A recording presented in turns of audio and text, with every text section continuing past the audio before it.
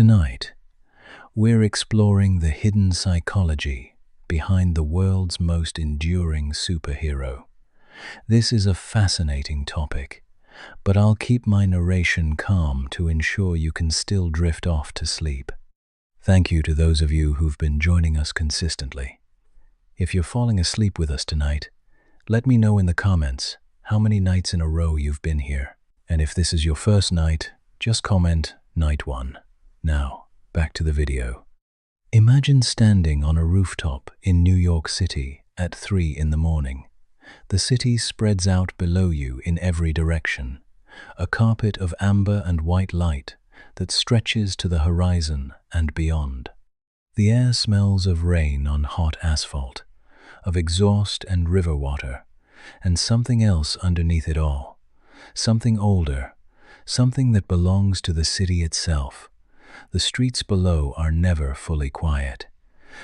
There is always a siren somewhere, always a voice, always the low rumble of the subway passing beneath your feet, like a second heartbeat buried in the ground. You are not supposed to be up here.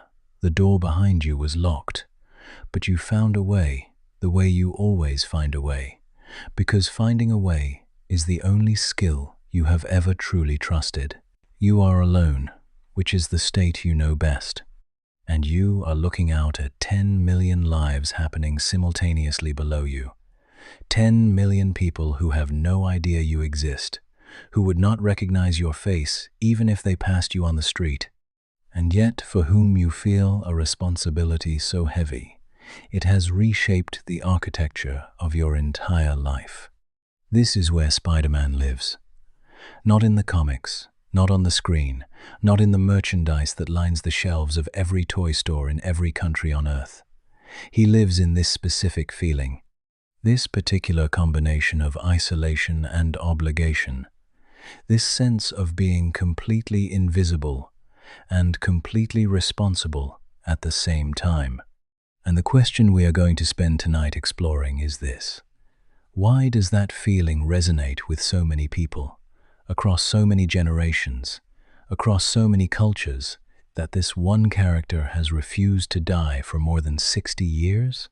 Other superheroes are more powerful, others are wealthier, others are more visually spectacular, more cosmically significant, more culturally prestigious. And yet, when you ask someone which superhero they actually feel something for, not admire, not think is cool, but genuinely feel something for, the answer is Spider-Man more often than any other name. There is a reason for that, and it is not the one most people assume. It is not the acrobatics, though those are extraordinary. It is not the wit, though that is part of it. It is not even the relatability in the simple sense, the financial struggle, the social awkwardness, the sense of being perpetually behind. Those things matter, but they are symptoms, not the cause. The cause is something deeper, something that touches a part of the human experience that most storytelling is too afraid to go near directly. Spider-Man is the only major superhero whose central premise is that being good costs you everything and that you have to keep being good anyway. Not because you will be rewarded, not because the universe will balance the scales, not because good always triumphs, but because the alternative, the version of yourself that stops trying, is something you cannot live with. That is not a comfortable idea. It is not the kind of thing that sells toys or fills theme parks. And yet, it is the idea that has kept this character alive across every adaptation, every relaunch, every cultural shift for over 6 decades. Because it is true in a way that most heroic stories are not. We are going to examine that truth tonight from every angle. We are going to look at where it came from, what it has meant to different generations at different moments in history, how it has been expressed across animation and film and comics and games, and why the versions of the character that forgot it always struggled, while the versions that remembered it always endured. We are going to talk about guilt, about loneliness, about the psychology of the secret identity, about what it means to lose someone because of your own inaction, and to spend the rest of your life trying to pay a debt that can never fully be settled. We are going to talk about the villains who are mirrors, the women who are symbols of what could have been, the city that is as much a character as any person in the story. And we are going to talk about why, when everything is considered, Spider-Man is not really a power fantasy at all. He is something rarer and more valuable than that. He is a story about what it means to be human in a world that keeps asking more of you than you feel capable of giving, and to give it anyway. That is why he never dies. Let us begin at the beginning. Not with the spider bite, not with the radioactive accident that gave one teenager abilities beyond anything he had ever imagined, but with the moment before that, with the boy himself, with the question of why, out of everyone that spider could have bitten, it had to be him. Because the answer to that question is the answer to everything else we will discuss tonight. Stay with us. The city is quiet at this hour. The lights are low. And the story we are about to tell has been waiting 60 years for someone to sit with it long enough to really hear what it is saying. There is a version of publishing history in which Spider-Man never exists. It is not a difficult version to imagine. In fact, it is the version that almost happened. When the concept of a teenage superhero was first proposed in the early 1960s, the response from the people whose job it was to know what audiences wanted was immediate and categorical. It would not work. Teenagers in superhero comics were sidekicks. They were the characters who existed to ask questions so that the hero could explain things. They were not the hero. Audiences would not accept a hero who was still in high school, who still had homework, who still worried about whether a girl liked him back. The idea was turned down. And then it was published anyway, in what was expected to be the final issue of a dying anthology comic, as a low-stakes experiment that nobody expected to amount to anything. The response was not immediate. It never is with things that matter. But it was unmistakable. Letters came in, then more letters, then requests, then demands, then something that the people in charge had not seen coming and did not entirely know how to categorize. People did not just like this character, they recognized him. That distinction is worth sitting with for a moment because it explains everything that followed. There is a significant difference between liking a character and recognizing one. When you like a character, you enjoy spending time with them. When you recognize one, you feel, perhaps uncomfortably, that the story knows something about you, that you have not told it. Peter Parker was not the first awkward teenager in fiction. He was not the first character to struggle with money, or with social rejection, or with the gap between who he was and who he wanted to be. But he was the first superhero for whom those struggles were not a backdrop. They were the story. His powers did not solve his problems. They multiplied them. He could do things that no human being had ever done, and he was still late on his rent. He could save a city and still fail to save a relationship. He could be the most important person in a room, while simultaneously being the most invisible. This was new, not in literature broadly, but in superhero fiction specifically. It was genuinely new. The superhero genre had been built around a particular fantasy, the fantasy of competence, of the person who is simply better than their circumstances and eventually proves it. Superman is not defined by failure. Batman has contingency plans for his contingency plans. Even the heroes who suffered did so in ways that felt operatic and distant, suffering as a form of nobility rather than as a form of ordinary human experience. Peter Parker suffered the way people actually suffer, not grandly, not with stoic dignity, but messily and repeatedly, and without any guarantee that it would lead anywhere meaningful. He made mistakes. He made the same mistakes more than once. He let people down, including himself. And he kept going not because he had figured out how to stop suffering, but because stopping was not something he could allow himself to do. The people who read those first issues and wrote those letters were not responding to his powers. They were responding to the texture of his experience, the specific combination of capability and helplessness, the sense of being able to do extraordinary things in certain contexts and to be completely overwhelmed in others, the knowledge that you could be genuinely good at something and still have the most important things in your life fall apart. This was, it turned out, an almost universal experience, and it had been almost entirely absent from superhero fiction until that moment. The character nobody should have worked because it told the truth about something that the genre had been carefully avoiding. That power does not protect you from loss. That goodness is not rewarded with happiness. That you can be special and still be lonely. That you can be a hero to strangers and a disappointment to the people you love most. What made Spider-Man revolutionary was not the web swinging. It was the honesty. And that honesty, established in those first unlikely issues of a comic that was supposed to fail, became the load-bearing wall of everything that followed. Every adaptation that honored it succeeded in some essential way.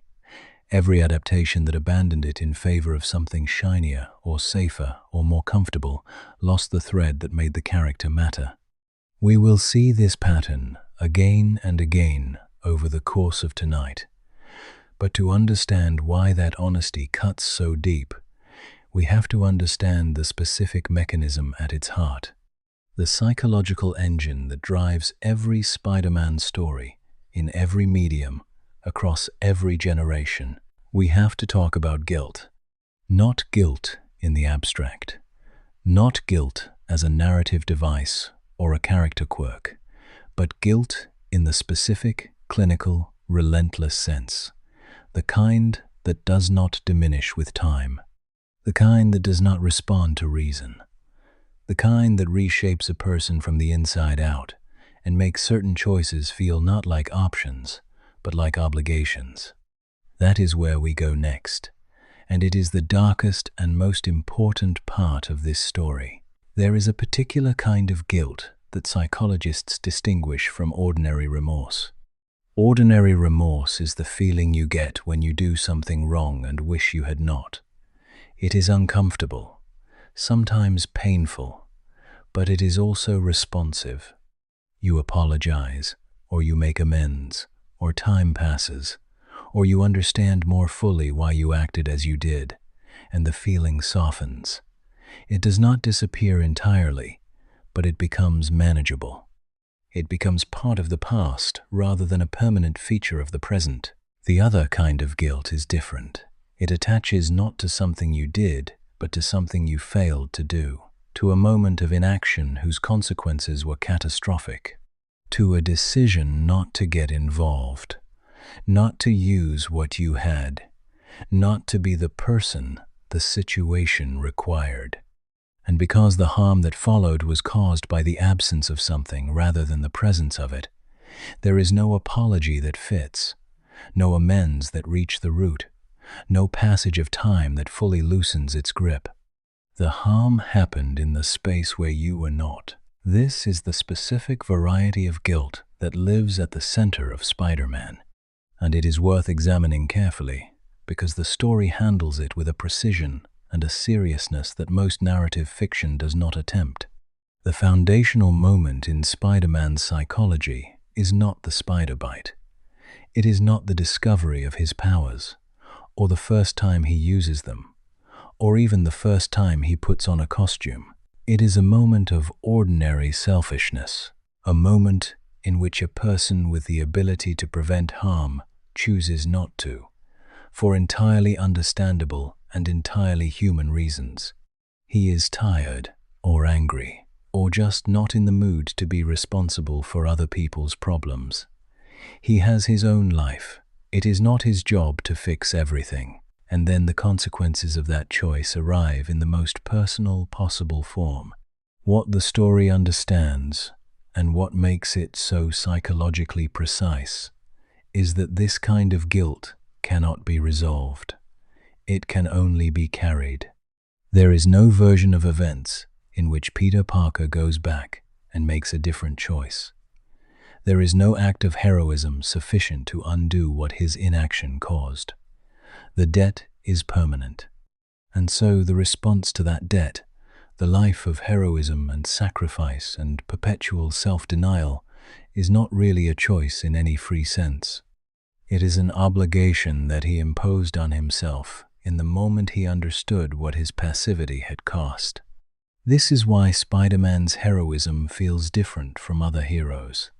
Most heroes are heroic because they are good people who have power and use it well. Their goodness is essentially native. It flows naturally from who they are. Spider-Man is heroic in a more complicated and more painful way. His heroism is inseparable from his guilt. He does not save people because it feels good, though sometimes it does. He saves people because not saving them is something he has proven to himself he cannot live with. Psychologically, what this creates is a character who is simultaneously more relatable and more tragic than the standard heroic model. More relatable because most people have experienced some version of preventable loss. The phone call you did not make, the conversation you avoided, the moment you looked away. And more tragic because the response to that loss, the life of constant vigilance and sacrifice, is also a life of constant self-punishment. He is not paying off a debt. He is performing a penance that has no endpoint. What the best Spider-Man stories understand is that this guilt is not something to be overcome or resolved. The stories that try to give Peter Parker a version of peace in which he fully forgives himself for what he did not do tend to feel false, because they are trying to resolve something that is structurally irresolvable. The guilt is not a problem to be solved. It is the engine of the character. Remove it, and you have a very different story. A lighter one, a more comfortable one, but not the same one. And yet the story is also not simply an exercise in suffering. The guilt engine powers something genuinely meaningful. The life that Peter Parker builds around his obligation is a life of real and concrete good. People are alive because of him. Harm is prevented that would otherwise have happened. The penance is also a practice of care, of attention, of showing up when showing up is the last thing you want to do. What Spider-Man models, in this sense, is something that is genuinely rare in heroic fiction. It models the experience of doing good from a complicated place. Not from joy, not from confidence, not from the simple pleasure of being powerful and using that power well, but from need, from the inescapable sense that this is what you owe the world. Whether or not the world is watching, whether or not anyone will thank you, whether or not it costs you everything else. This is why the character resonates so deeply with people who do not see themselves as heroes.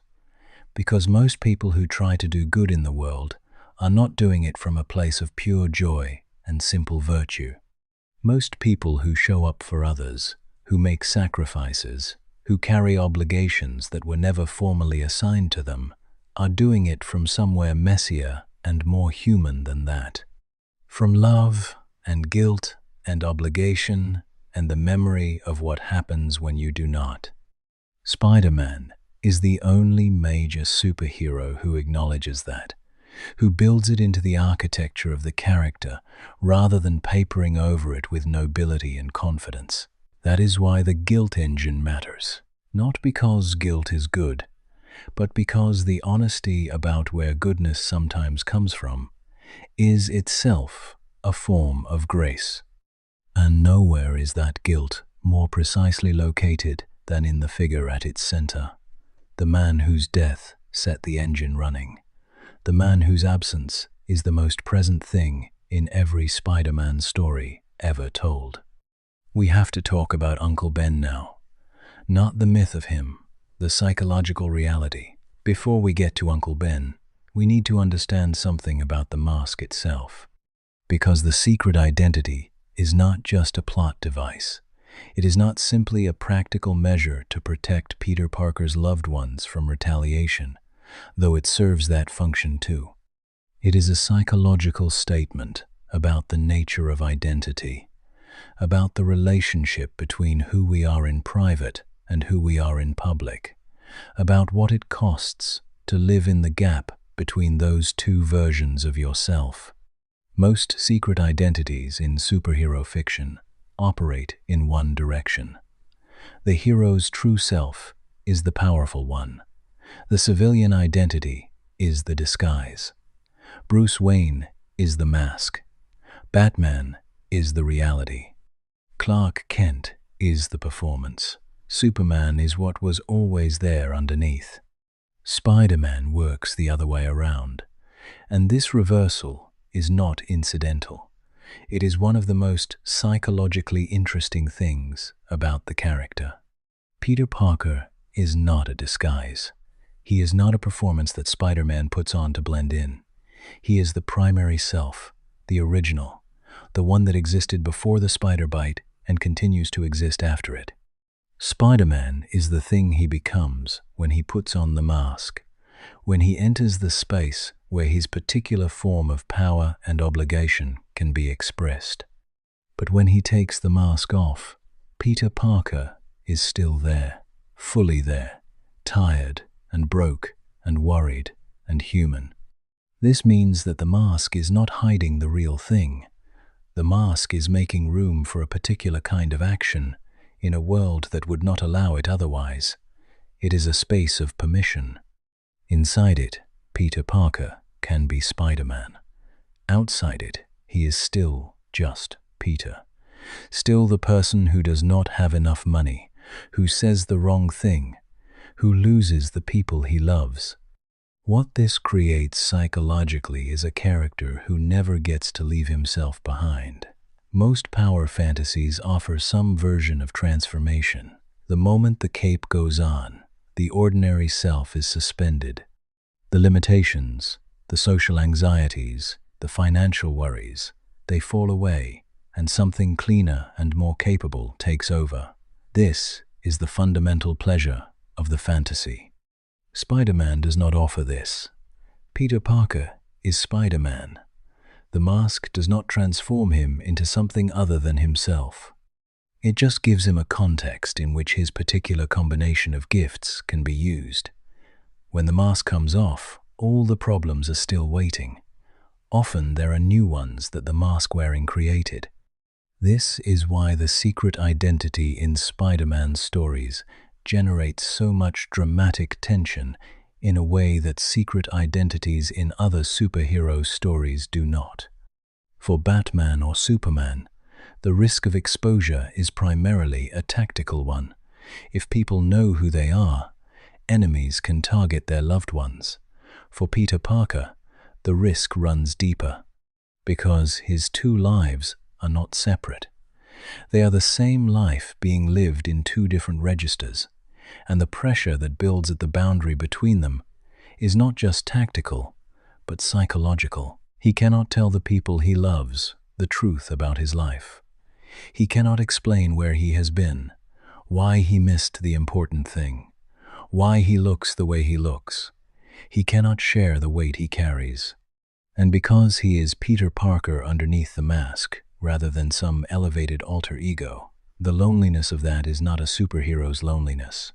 It is an ordinary human loneliness, the specific pain of being known only partially by the people who matter most to you. The mask, then, is not protection, or not only protection, it is also a barrier, a wall he has built between himself and the possibility of being fully seen. And this is where the mask becomes most interesting as a psychological symbol, because the thing that the mask is protecting, the thing that makes the secret identity necessary, is not just his loved one's safety.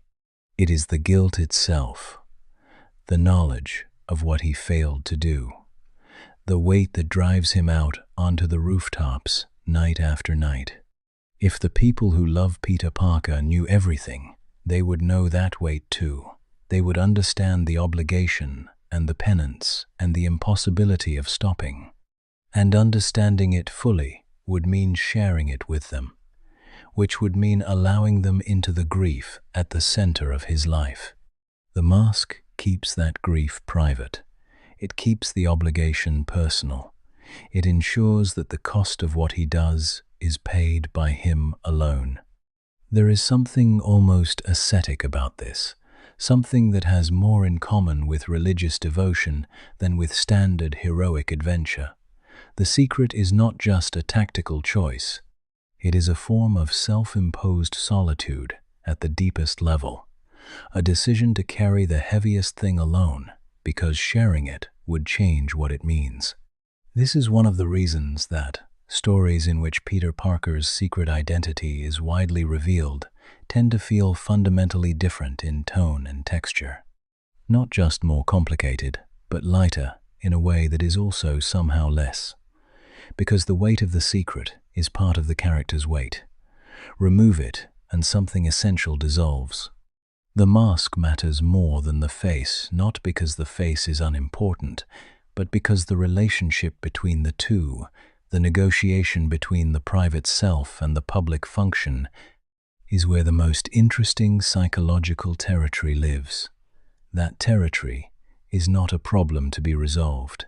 It is the landscape of the character. And it is a landscape shaped entirely by loss, by the specific loss we have been circling since the very first words of this conversation.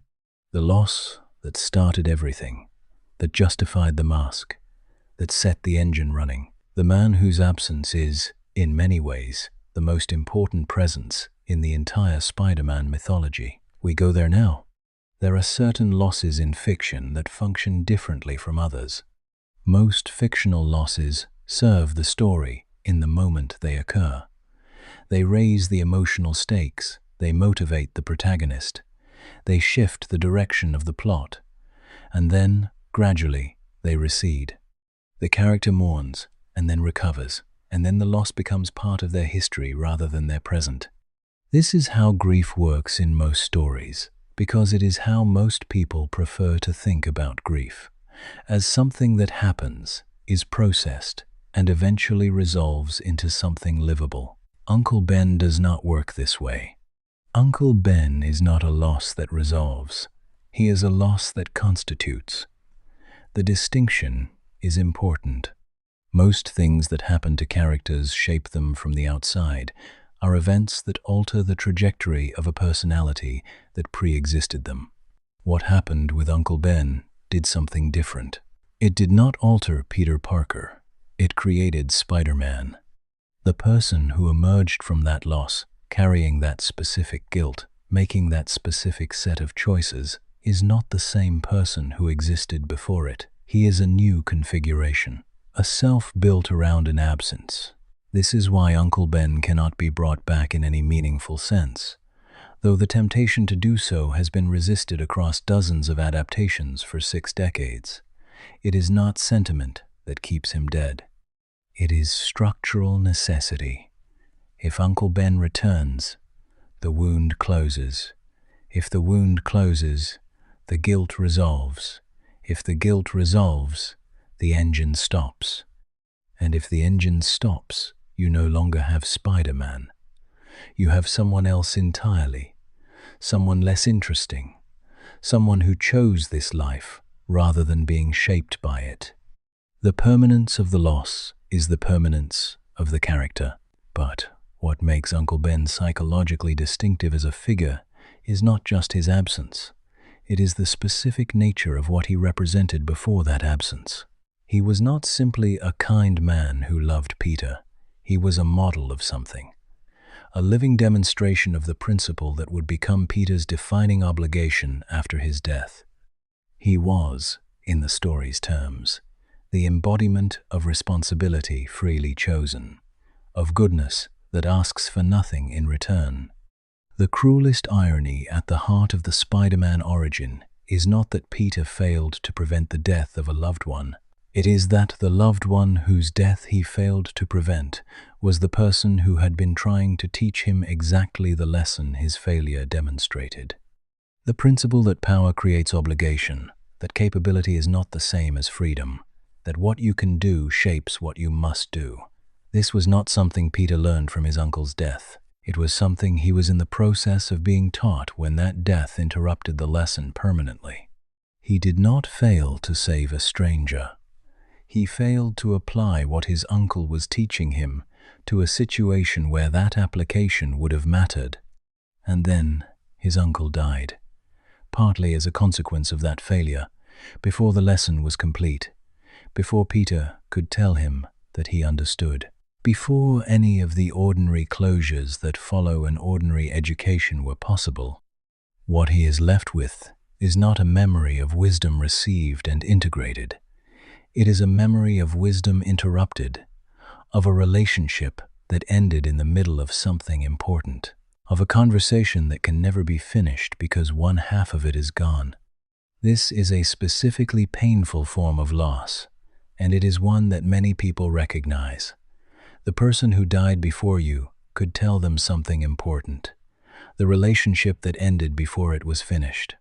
The closure that never came because there was no opportunity for it. Spider-Man does not just represent the guilt of preventable loss in a general sense.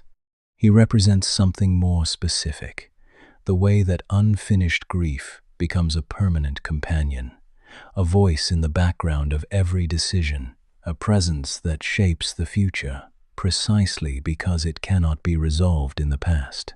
Every time Peter Parker makes a choice to keep going when stopping would be easier, he is completing, in his own imperfect way, the conversation that was interrupted. Every person he saves is a sentence in an argument that began with his uncle and can never be finished, but can be continually extended. The heroism is a form of dialogue with an absence, a response to something that will never be fully answered.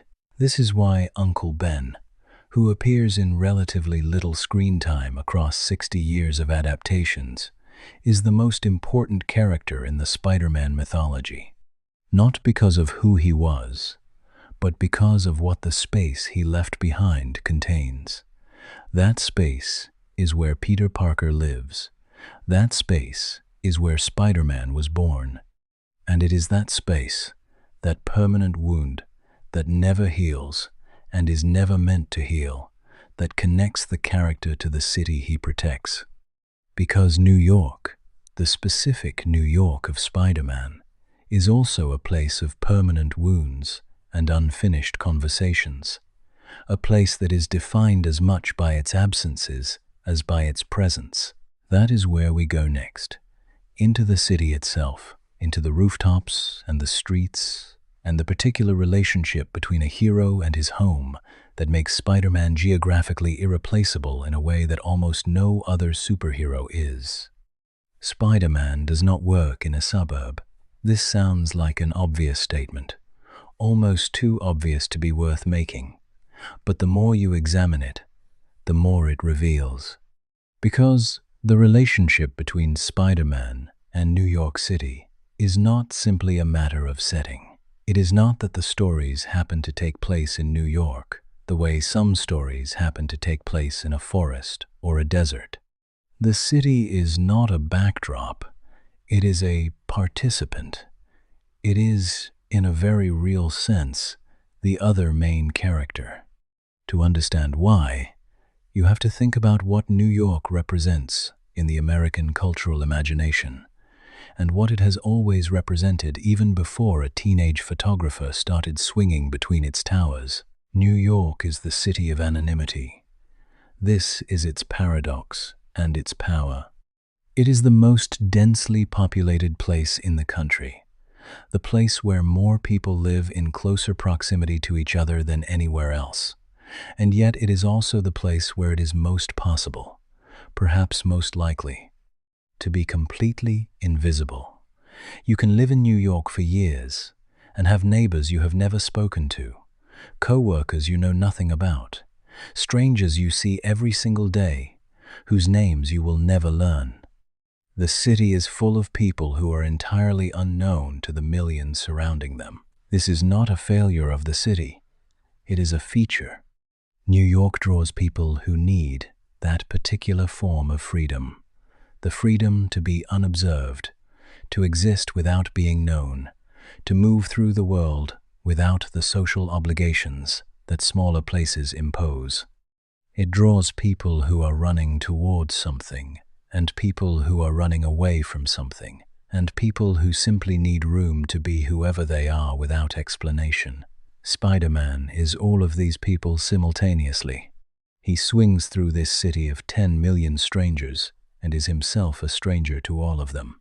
Not because he is hiding, or not only because he is hiding, but because this is the nature of the city itself. To be in it is to be anonymous. The mask he wears is not so different from the masks everyone in New York wears. The performance of normalcy and independence and self-sufficiency that allows the city to function. But he is also, in the city, something that the city desperately needs and almost never gets. He is someone who is paying attention, who is watching, who notices the person in the alley and the car going too fast and the fire escape that is about to give way. In a city defined by anonymity, he is the one person who is trying to know the city in its particularity, to be present for its individual moments rather than its general mass. This creates a relationship between character and setting that is genuinely unique in superhero fiction. Batman has Gotham, but Gotham is a mood rather than a city, a symbolic darkness that could be anywhere. Superman has Metropolis, which is an idealized version of urban possibility, a city as aspiration. But Spider-Man's New York is specific in the way that real cities are specific. It has boroughs and neighborhoods and particular streets. It has a texture and a smell and a sound that is its own. And crucially, it has height. The vertical dimension of New York, the fact that you can stand on the ground floor of a building and look up and up and up until the top disappears into cloud, is not just an aesthetic feature. It is a psychological one. It is what makes web swinging not just visually spectacular, but emotionally resonant, because the height is also the solitude. To swing above the city is to be alone with it in a way that is impossible on the ground, to have a relationship with it that is intimate and distanced at the same time. On the ground, the city overwhelms. It is noise and crowds, and the constant friction of a million people sharing space. But from above, it reveals something else, a pattern, a coherence that is invisible at street level. The grid of the streets, the rhythm of the lights, the way the buildings lean toward each other across the avenues. From above, the city looks like something that makes sense, something that could be protected. This is where Peter Parker goes when the world becomes too much, not to a cave or a fortress or a satellite, to the rooftops, to the space between the buildings where the wind is and the city spreads below him and the noise is distant enough to be music instead of chaos. The city is where he processes, where he thinks, where the obligation that drives him is expressed in its purest form, as movement, as navigation, as the physical practice of being responsible for a space too large for any one person to fully know. And the city gives back to him something that his personal life rarely can. It gives him the experience of mattering to strangers, of being, in those moments of rescue and intervention, exactly the person the situation requires, of being enough. This is not nothing. In a life defined by inadequacy, by the constant gap between what is required and what he can provide, the city offers a space in which the calculation occasionally comes out right, in which the person falling is caught and the building is saved and the harm is prevented, in which the thing he has to give is exactly the thing that was needed. New York is not just his home. It is the only place where he makes sense, where the specific combination of what he can do and what he needs to do aligns with what exists. Another city, another geography, and the character dissolves, because the character is, in a profound sense, not just Spider-Man from New York. He is Spider-Man of New York, made by it and for it, and inseparable from it. And the people who live in that city, the 10 million strangers who form his congregation without knowing it, who receive his protection without ever fully understanding the cost of it, are served by a hero who asks nothing of them except that they keep existing. But the city also produces, reliably and inevitably, the people who test him most, not the strangers who need saving, the specific individuals who are powerful enough to threaten everything and personal enough to reveal the deepest truths about the character, the villains, and what they are actually for. There is a particular kind of villain that appears across all of Spider-Man's best stories, across every medium and every adaptation, and it is not the kind that appears in most superhero fiction. Most superhero villains are defined by what they want. They want power, or wealth, or revenge, or the destruction of the world, or some variation on these themes. Their motivation is external. They want to acquire something or destroy something, and the hero's job is to prevent them from getting what they want. Spider-Man's best villains want something different, or rather, they have already done something. They have already made a choice, usually a comprehensible one, that has transformed them. And the transformation has made them monstrous. But the comprehensibility of the choice they made before the transformation is what gives them their particular weight. Because you can see, if you look carefully, how a person gets from one place to the other. This is the mirror function of the Spider-Man Rogues Gallery, and it is the most sophisticated thing about it. Consider what the best of these villains share. Almost without exception, they are people who had something taken from them, or who believed they did. People who experienced loss, or injustice, or humiliation, or limitation, and who responded to that experience by reaching for something to compensate, power, or transformation, or control, something that would make them feel adequate in a world that had made them feel small. This is, in its fundamental structure, the same story as Peter Parker's. Peter experienced loss. Peter reached for something, the obligation and the mask and the life of heroism that would compensate for what that loss cost him. The difference between Spider-Man and his most interesting villains is not the nature of the wound. It is what the wounded person reaches for in response. Peter reaches inward. He reaches for obligation, for responsibility, for the painful discipline of being accountable to something larger than himself. His villains reach outward. They reach for power over others, for transformation that insulates them from vulnerability, for control that makes the world less dangerous, by making them more dangerous than the world.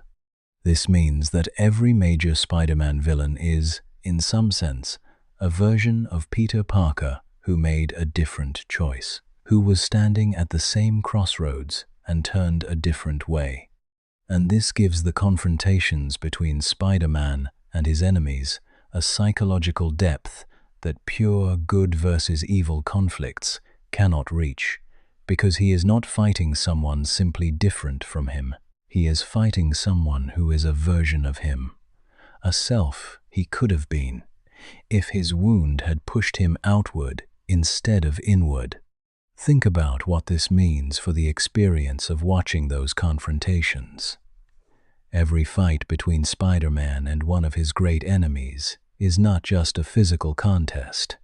It is an argument about the correct response to suffering, about what a person is supposed to do when the world has been unfair, about whether the answer is to become more powerful or more responsible.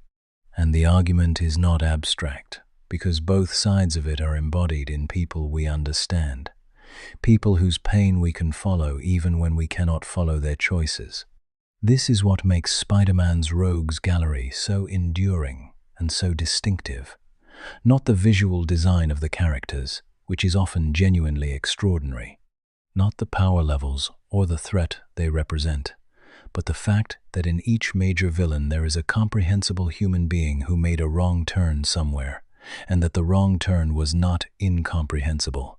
It was a response to real circumstances. It was a form of logic, however twisted. The pity you feel for Spider-Man's best villains is not the pity you feel for wasted potential in the conventional sense. It is something more specific and more uncomfortable. It is recognition. The sense that the person across from him could have been someone else under slightly different circumstances. And the suspicion, never fully articulated in the stories but always present, that Peter Parker could have been them. That suspicion is what keeps the conflicts interesting across 60 years and dozens of retellings, because it is a suspicion that does not resolve.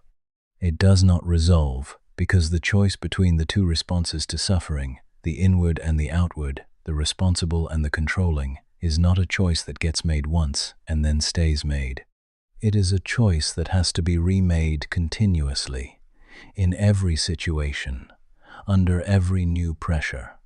And pressure is something that Peter Parker's life generates in extraordinary abundance, which brings us to the principle that makes that pressure not just a narrative device, but a moral framework. The idea that has been attached to this character almost from the beginning, the line that has been repeated so many times that it has become almost invisible through familiarity, the line about power and responsibility. And the reason why that line, simple as it sounds, is actually a trap. There is a sentence that has followed Spider-Man for his entire existence. You know it. Everyone knows it. It has been printed on merchandise and quoted in films and repeated so many times across so many contexts that it has achieved a kind of cultural saturation that makes it almost impossible to hear freshly. With great power comes great responsibility. 6 words, a complete moral philosophy condensed into a single sentence that sounds, on first encounter, like wisdom so obvious it barely needs stating. But sit with it for a moment. Really sit with it, because the more carefully you examine it, the more complicated it becomes. And the complication is not a flaw in the idea. It is the idea. The surface simplicity is a door into something much deeper and much more troubling than the sentence announces itself to be. The first thing to notice is what the sentence does not say. It does not say that great power brings great reward. It does not say that great power leads to great happiness, or great recognition, or great fulfillment. It connects power specifically and exclusively to responsibility, to obligation, to the experience of being accountable for things that are not your fault and cannot be made your fault except by the fact of your capability. This is a radical claim if you follow it all the way down. It means that Peter Parker's powers are not, in any conventional sense, a gift. They are a burden with spectacular characteristics. They are not something that improves his life. They are something that enlarges his obligations until his obligations are his life. The power does not free him. It commits him irrevocably to a set of debts that expand in proportion to what he can do. Think about what this means practically. Every increase in capability is an increase in responsibility. Every new thing Peter learns he can do is a new category of harm he is now accountable for preventing. There is no ceiling on this. There is no version of becoming more powerful that also means becoming more free. The more he can do, the more he must do. The equation is inexorable. And here is where the paradox reveals itself. Because if responsibility scales with power, and if Peter Parker's power is effectively unlimited in the context of the ordinary human situations he encounters, then his responsibility is also effectively unlimited, which means that every moment he is not actively preventing harm is a moment in which he is, by the logic of his own moral framework, failing. He cannot sleep without the knowledge that something is happening somewhere that he could prevent if he were awake. He cannot take a day off without the awareness that the day off has a cost he cannot calculate. He cannot allow himself the ordinary human luxuries of rest, or selfishness, or the simple pleasure of existing without purpose, because his framework does not permit them.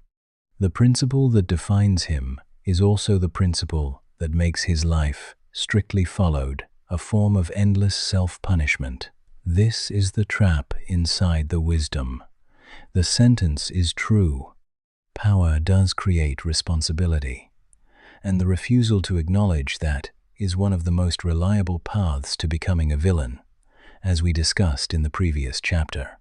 But the sentence, taken to its logical conclusion, also describes a prison built not by a captor but by the self, constructed from the most virtuous materials, and completely inescapable precisely because its walls are made of goodness. The best Spider-Man stories are aware of this. They do not pretend that the principle is purely liberating. They show the cost of it in the texture of Peter Parker's life, in the missed opportunities and the broken relationships and the exhaustion that never fully lifts. They show what it looks like to live according to an unlimited obligation in a body with very real limits. And they show something else. They show that Peter Parker knows the trap he is in. He is not naive about it. He understands, with the clarity that comes from living inside a principle rather than merely professing it, that the responsibility principle is consuming him, and he keeps going anyway. Not because he has found a way to make it sustainable, not because he has achieved some equilibrium between the demands of the mask and the needs of the person beneath it, but because the alternative, the life in which he steps back from the obligation and allows himself to be ordinary, is not something he can imagine without also imagining the version of himself he cannot stand to become. The responsibility paradox, then, is this. The principle that makes Spider-Man heroic is also the principle that makes him tragic. And the tragedy is not something that could be removed without also removing the heroism. They are the same thing viewed from different angles. The obligation and the suffering are not in tension. They are the same phenomenon. This is why attempts to give Peter Parker a version of his life in which he has resolved the paradox, in which he has found a way to be Spider-Man without paying the full price, tend to feel dishonest. The price is structural. It is built into what he is. The most you can offer him is the occasional moment in which the cost feels worth it, in which the connection between what he gives and what results from it is clear enough to sustain him. Those moments are real. They are what keep him going, but they are moments, not resolutions. And in between them, the paradox holds. Because the paradox is not a problem with the principle. It is a problem with being human in a world that needs more than any human being can give. Spider-Man did not invent that problem. He just made it visible. He turned it into a story precise and honest enough that 6 decades of readers and viewers have recognized themselves in it. And what they have recognized, perhaps most of all, is the next thing we need to talk about: the structural necessity of his failures. The reason why a Spider-Man who consistently wins is not Spider-Man at all.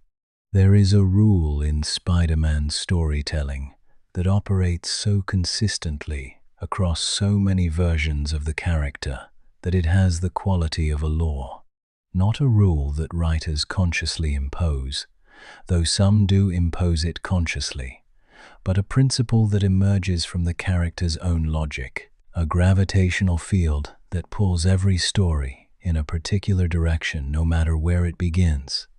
Peter Parker always loses something. Not always a fight, not always in the conventional sense of defeat. In fact, Spider-Man is quite successful as a superhero in purely tactical terms. He stops the crime, he saves the person, he defeats the villain. On the level of immediate outcomes, he wins a very high percentage of the time. But on the level that matters most in his stories, the level of personal cost, he always loses something. Always. Without exception. The question is not whether the victory will cost him. The question is what it will cost him this time. A relationship, a job, a friendship, time with the people he loves, his reputation, because the newspapers think he is a menace. His health, because he pushes his body past the point of reason and has no one to take care of him when he cannot take care of himself. His peace of mind, which is always the first casualty and the last thing to return. The losses are structural. They are not the product of bad writing or narrative sadism. They are the necessary consequence of a character whose central premise is that doing the right thing is genuinely costly. If Spider-Man could be fully heroic and also have a satisfying personal life, if he could wear the mask and also keep the job and maintain the relationship and arrive on time and be present for the people who need him, the premise would be a lie. Because the premise is that these things are in genuine conflict, that heroism in this sense is not compatible with ordinary human flourishing, that you cannot fully be both. The losses make the premise true. They are the evidence that the story is being honest about what it costs to live as Spider-Man lives. But there is something more specific happening in the pattern of his losses, something worth examining in more detail, because the things he loses are not random. They tend to be the same category of thing, repeated across different iterations. He loses connection. He loses the ability to be known. He loses the people who matter most to him, sometimes to death, sometimes to estrangement, sometimes simply to the accumulation of absences that eventually makes a relationship impossible. This is not accidental. It is the guilt engine again, operating at the level of narrative structure. The loss that started everything, the original wound, was the loss of a person. The punishment he imposed on himself in response was a life that would keep producing versions of that same loss. He cannot have full connection, because full connection would require full honesty, and full honesty would require sharing the burden, and sharing the burden would mean making other people carry what he has decided must be carried alone. The loneliness is self-imposed. That is the bitter irony at the heart of the pattern. He is not lonely because the world has rejected him. He is lonely because he has structured his life so that genuine closeness is impossible, because genuine closeness feels like a risk he cannot allow himself to take. Every time he gets close to someone, the awareness of what that closeness could cost them and what it has cost others pulls him back. Every relationship that deepens is a relationship he begins to fear. Not because he does not want it, but because wanting it makes him vulnerable to another version of the original loss and another version of the original guilt. So he loses the things he most wants to keep, repeatedly, across every version of the story. And the losses pile up not as a list of grievances, but as a portrait of a life shaped by a wound that never healed. And this is where the character becomes genuinely moving rather than simply interesting, because the losses do not break him. They do not push him toward the outward response, the villain's response, the reaching for control or power or insulation from further harm. They push him back to the rooftops, back to the mask, back to the one form of connection his life structure permits, the anonymous, asymmetrical, utterly one-sided relationship with the city and its 10 million strangers. He loses the close things and keeps giving to the distant ones. He fails the people who know him and protects the people who will never know him. This is not a solution. It is not healthy or sustainable or admirable in a simple sense, but it is deeply, recognizably human. It is what a person who has been hurt badly enough does with the love they are afraid to direct at specific people. They direct it at everyone. Spider-Man's heroism is, in this reading, the sublimation of a wounded intimacy into a form of universal care. He cannot let himself love safely, so he loves at scale. He cannot protect the people closest to him without putting them at risk, so he protects strangers. This is why his failures in the personal domain do not feel like character flaws in the conventional sense. They feel like consequences, the necessary shadow side of a light that he has chosen to direct outward, away from himself, because the cost of keeping any of it is too high. A version of Spider-Man who does not fail in his personal life is a version who has not fully committed to what the mask represents. The two things are not separable. The heroism and the loss are the same gesture seen from two different angles, which means that when we look at the character across time, across different eras and different adaptations, what we are tracking is not just a story changing to suit different audiences. We are tracking the way that a specific combination of loss and love and obligation looks in different cultural moments. We are watching the same wound express itself differently across generations. That historical dimension is where we go next, beginning at the very beginning, with what Spider-Man meant in the context of the specific anxiety of the specific moment that produced him. The early 1960s were, in the American cultural imagination, a period of extraordinary optimism and extraordinary dread existing in almost perfect simultaneity. The optimism was real and had genuine foundation. The post-war economic expansion had created a middle class of unprecedented size. Returning veterans had built suburbs and filled them with children, and those children were now reaching adolescence in conditions of material comfort that their parents could not have imagined. The future felt accessible in a way it had not before. College was possible. A career was possible. A house with a yard and a car in the driveway, and a television in the living room. All of it was possible in a way that felt new and permanent and earned. And underneath all of it, barely suppressed, never fully acknowledged in polite conversation, was the dread. The dread was also real. It had a name, though the name was rarely spoken directly.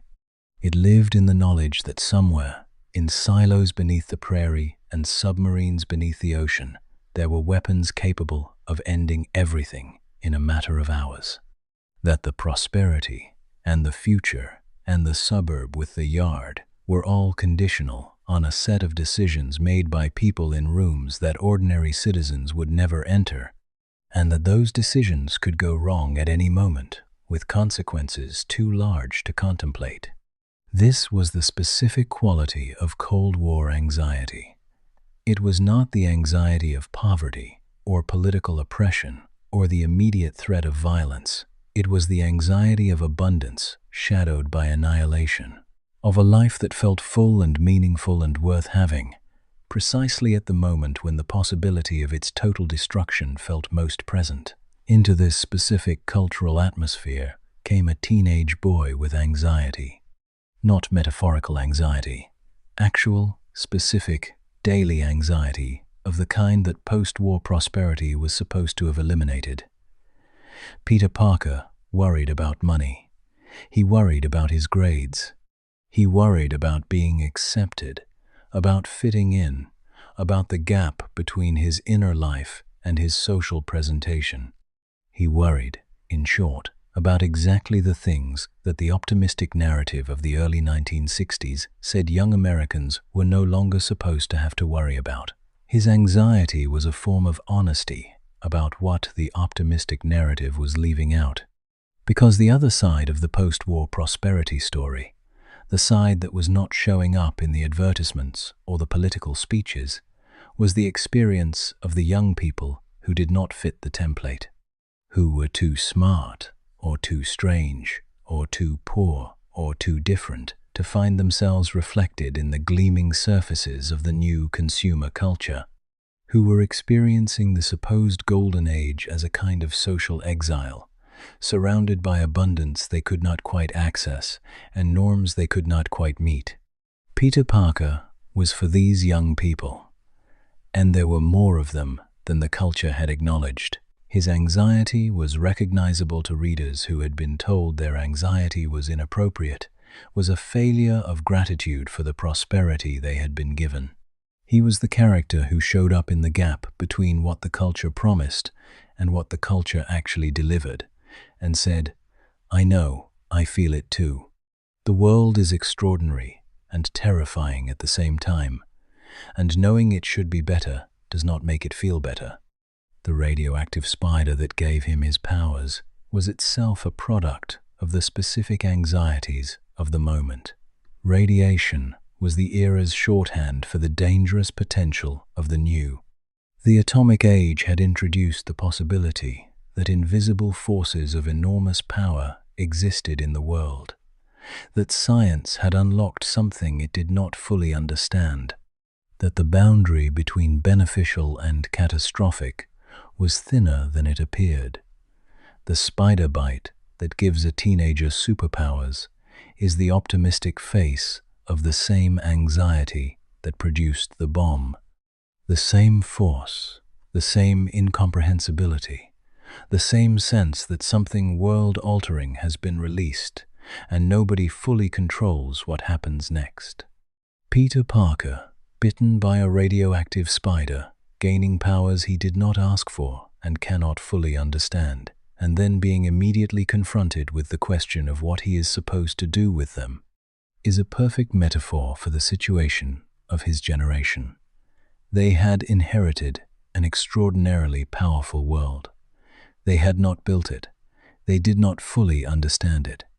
And they were being asked, by the sheer fact of their existence in it, to figure out how to live responsibly inside it without destroying themselves or each other. The specific form of his heroism, the street-level attention to individual people in individual moments of danger, was also culturally precise. In a world where the real threats were geopolitical and atmospheric and too large for any individual to address, Spider-Man modeled a form of agency that was human in scale. He could not stop the bomb. Neither could anyone else. But he could catch the person falling from the building. He could be there for the specific moment in front of him. This is the first generation's Spider-Man. Anxious, capable, overwhelmed, and choosing to focus on what is reachable rather than what is not. Choosing to act in the immediate rather than to be paralyzed by the cosmic. It is a model of response to overwhelming circumstances that would be inherited by every subsequent version of the character. But what each subsequent generation added to it, what they needed from it that the original did not provide, is where the story becomes most interesting, because the world that Spider-Man inhabited got darker, and the stories had to darken with it. Something broke in the early 1970s, not all at once, and not completely, and not for everyone in the same way. But there was a shift in the cultural atmosphere of America in those years that was qualitatively different from anything that had preceded it. The optimism of the post-war era, already strained by the anxieties of the Cold War decade, fractured under the weight of events that even the most committed optimist could not easily absorb. The war in Vietnam had not gone the way wars were supposed to go. It had not ended with a clear victory or a clear moral. It had ended with a complicated withdrawal from a complicated situation, and it had left behind not just the dead, but a generation of survivors who had been asked to do terrible things in the name of principles that turned out to be more complicated than they had been told. The soldiers who came home did not come home to parades and uncomplicated gratitude. They came home to a country that was not sure what to do with them, and they brought back wounds that the culture had no established language for.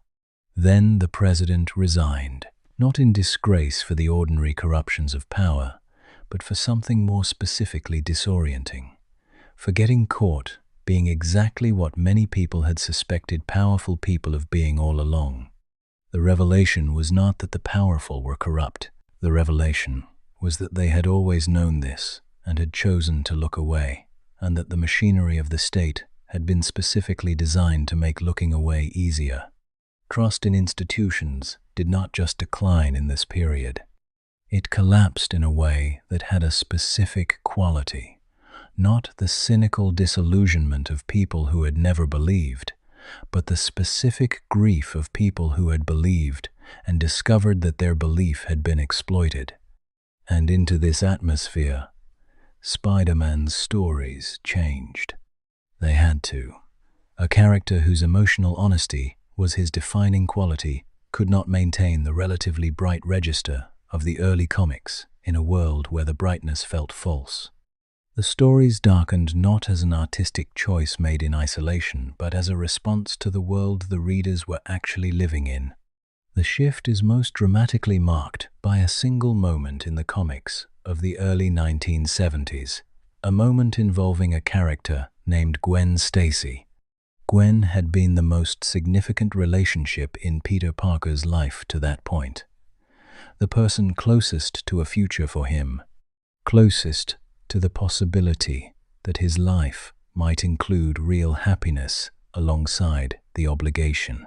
And then she died, not in a dramatic final battle with a cosmic villain. She died in a moment of terrible irony, in which Spider-Man's own action, taken in an attempt to save her, may have contributed to her death. The specifics of the mechanics are less important than what the moment meant.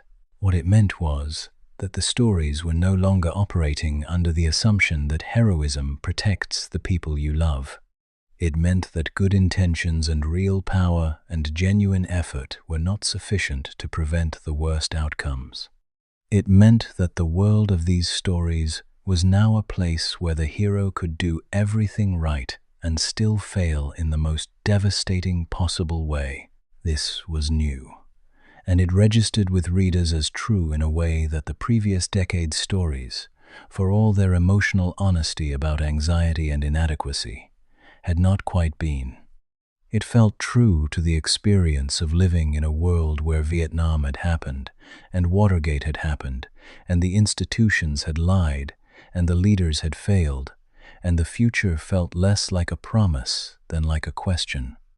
The 1970s Spider-Man was a character learning to operate in a world without guarantees, where doing the right thing was still necessary, but was no longer sufficient, where the personal cost of heroism extended to the people around you, not just yourself, where love was not a protection but an additional vulnerability.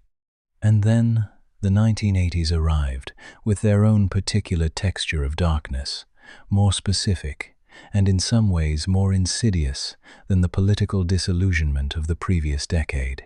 The crack epidemic that devastated American inner cities was not a geopolitical abstraction.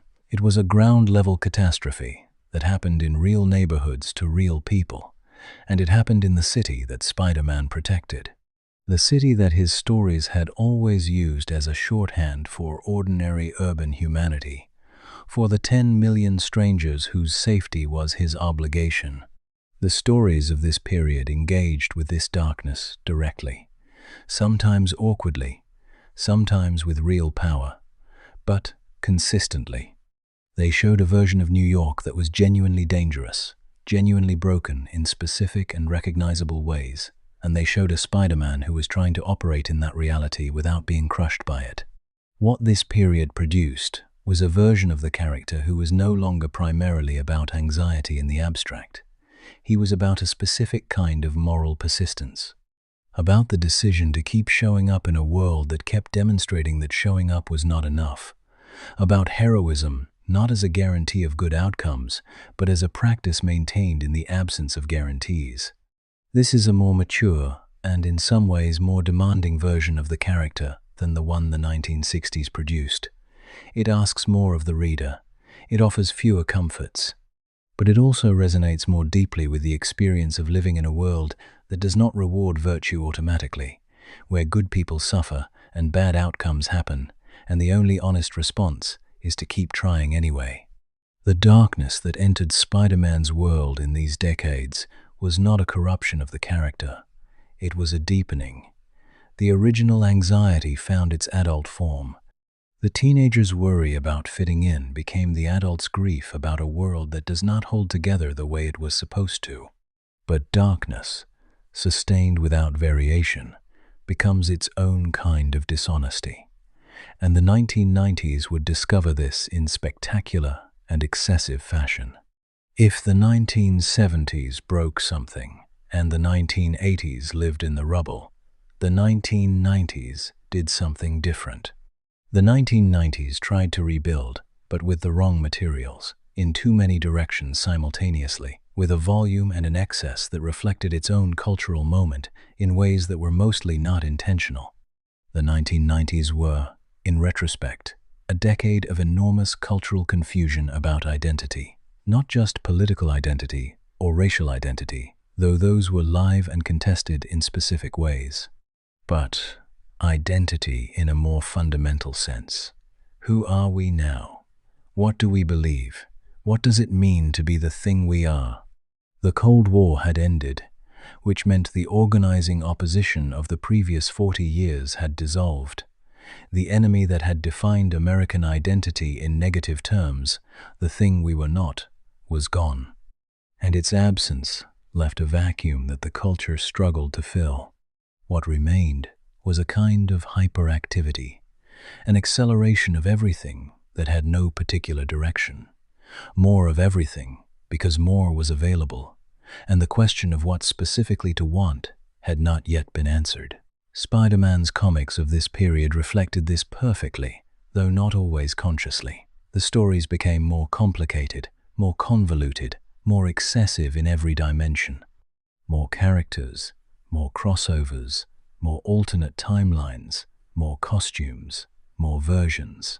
The editorial desire to generate novelty outstripped the narrative desire to say something true, and the result was a period in which Spider-Man's stories were technically busier than they had ever been, and emotionally emptier than they had ever been. The most ambitious and the most notorious expression of this was an extended storyline involving the question of whether Peter Parker was the real Peter Parker at all, whether the person the audience had followed for 30 years was genuine or a replacement, a copy, a simulacrum of the original who had himself become a copy of someone else. The storyline unfolded across multiple titles over multiple years and generated a level of reader confusion and eventually reader frustration that became legendary. But what is interesting about this storyline, in retrospect, is not that it was badly executed, though significant portions of it were. What is interesting is that the question it was asking was the right question for its cultural moment. Are you the real you? Is the self you present continuous with the self you actually are? Has something happened somewhere along the way that replaced the original with something that functions the same but is not the same? These were the questions of the 1990s. They were the questions that the dissolution of the organizing certainties of the Cold War era had generated. They were the questions that a generation raised on the promise of authenticity, and then confronted with an increasingly mediated, increasingly artificial, increasingly branded world, was genuinely asking. Spider-Man's comics failed to answer them, but they failed in a way that was honest about the failure, which is itself a kind of accuracy. The genre's tools were not adequate to the questions being asked, and the excess was the symptom of that inadequacy. the attempt to answer through volume what could not be answered through clarity. What the period produced, in its failures as much as its successes, was a growing audience awareness that something essential was being lost. That the accumulation of complications and storylines and alternate versions was moving further from the original emotional truth rather than deeper into it. That the character worked when it was honest and stopped working when it was not, regardless of how spectacular the spectacle around it was. This awareness would eventually produce a response, a decision to strip the character back to what it actually was. To start again, not because the previous 60 years had been wasted, but because the accumulation of 60 years had made the essential thing harder to see. That decision produced what many consider the most influential reinvention of Spider-Man in the character's history. There is a particular challenge that faces any mythological figure after a certain number of years. The challenge is not irrelevance. Truly archetypal characters, the ones that touch something deep enough in human experience, do not simply become irrelevant. They remain present, but they can become encrusted. The original truth that made them powerful gets layered over with continuity and complexity and the weight of their own history until new audiences cannot find the original thing. Until the story that should be accessible has become a puzzle requiring a map. By the year 2000, Spider-Man had this problem. Not terminal encrustation, but real accumulation. 38 years of continuous publication had produced an enormous body of interconnected story, with implications and consequences and relationships and resurrections and retcons that made casual entry genuinely difficult. The character remained beloved by those who had grown up with him. But the barriers to entry for new readers, for the generation that was now reaching the age at which young people typically encounter superhero stories for the first time, were substantial. The decision to create a new version of Spider-Man, set in a contemporary world, starting from the beginning, freed from the weight of the accumulated history, was in one sense a practical publishing decision. Create something new readers can enter. Remove the barrier. But it was also something more than that. It was an opportunity to look at the original premise with fresh eyes, to ask what it was actually about, stripped of everything that had accumulated around it, to find the essential thing and build outward from there rather than inward through layers of history. What emerged was a version of Spider-Man that was more deliberately psychological than almost any previous iteration. The teenager at its center was updated, speaking and thinking and worrying in ways that reflected contemporary adolescence rather than 1960s adolescence. The school was updated. The technology was updated. The social dynamics were updated. But the core was the same. And in being explicitly reasserted rather than assumed, it became more visible. The guilt was there. The obligation was there.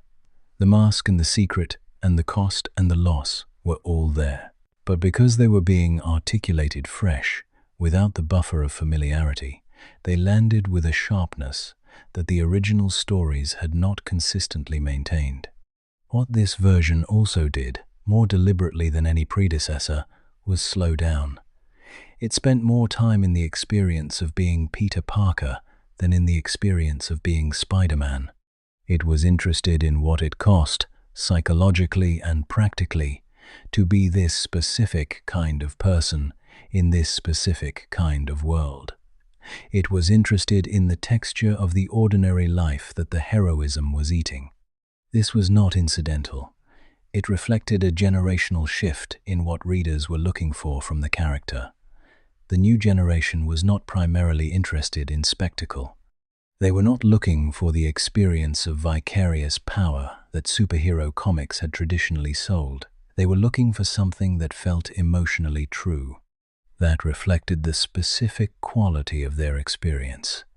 which was not the Cold War anxiety of the 1960s, or the political disillusionment of the 1970s, or the identity confusion of the 1990s, but something newer. It was the anxiety of the possible, of living in a world of unprecedented access and connectivity and information, in which the sheer volume of what was available made it harder, not easier, to know what any of it was for, in which the path from childhood to adulthood felt less clearly marked than it had for previous generations, and in which the expectation that you would figure out who you were and what you were for felt like a burden rather than an opportunity. A teenage Spider-Man who was brilliant and lost and doing his best in a world that kept demanding more than his best was a perfect vehicle for this. Not because the details of his life matched the details of contemporary teenage experience, but because the emotional structure did. The sense of being capable of more than the immediate situation allows. The sense of obligation outrunning capacity. The sense of being responsible for things that were not your fault. What this version also did was introduce something that would become increasingly central to the character's mythology in the years that followed. It introduced the possibility that Spider-Man was not one specific person, that the qualities that made the character matter were not exclusive to Peter Parker, that they were transferable, that anyone, in the right circumstances, with the right wound and the right response to it, could wear the mask. This possibility, planted here, would take another decade to fully flower, but when it did, it would produce what many consider the most important single Spider-Man story ever told in any medium. We are not there yet. Before we get there, we need to follow the character through a series of reinventions and reimaginings that each added something essential to the understanding of what the character was for. We need to talk about Miles Morales and what his existence means in the deepest sense. We need to talk about the animated versions that taught an entire generation what to feel about this character. We need to talk about the films, the ones that worked and the ones that did not, and why the difference between them tells us something precise about the character's requirements. But first, we need to rest here, in this moment of reinvention, and notice what it confirmed. It confirmed that the character's power was not in his history. It was not in the accumulation of stories, or the complexity of the mythology, or the weight of the continuity. It was in the original premise, in the specific combination of guilt and obligation and loneliness and love that had been assembled in the early 1960s and had proven, across every test and every reinterpretation, to be indestructible. You could take everything else away. You could change the era, the technology, the cultural context, the supporting cast, the tone, the visual style. You could reset everything to zero, and the character would still be there. Because the character was not the costume or the powers or the history.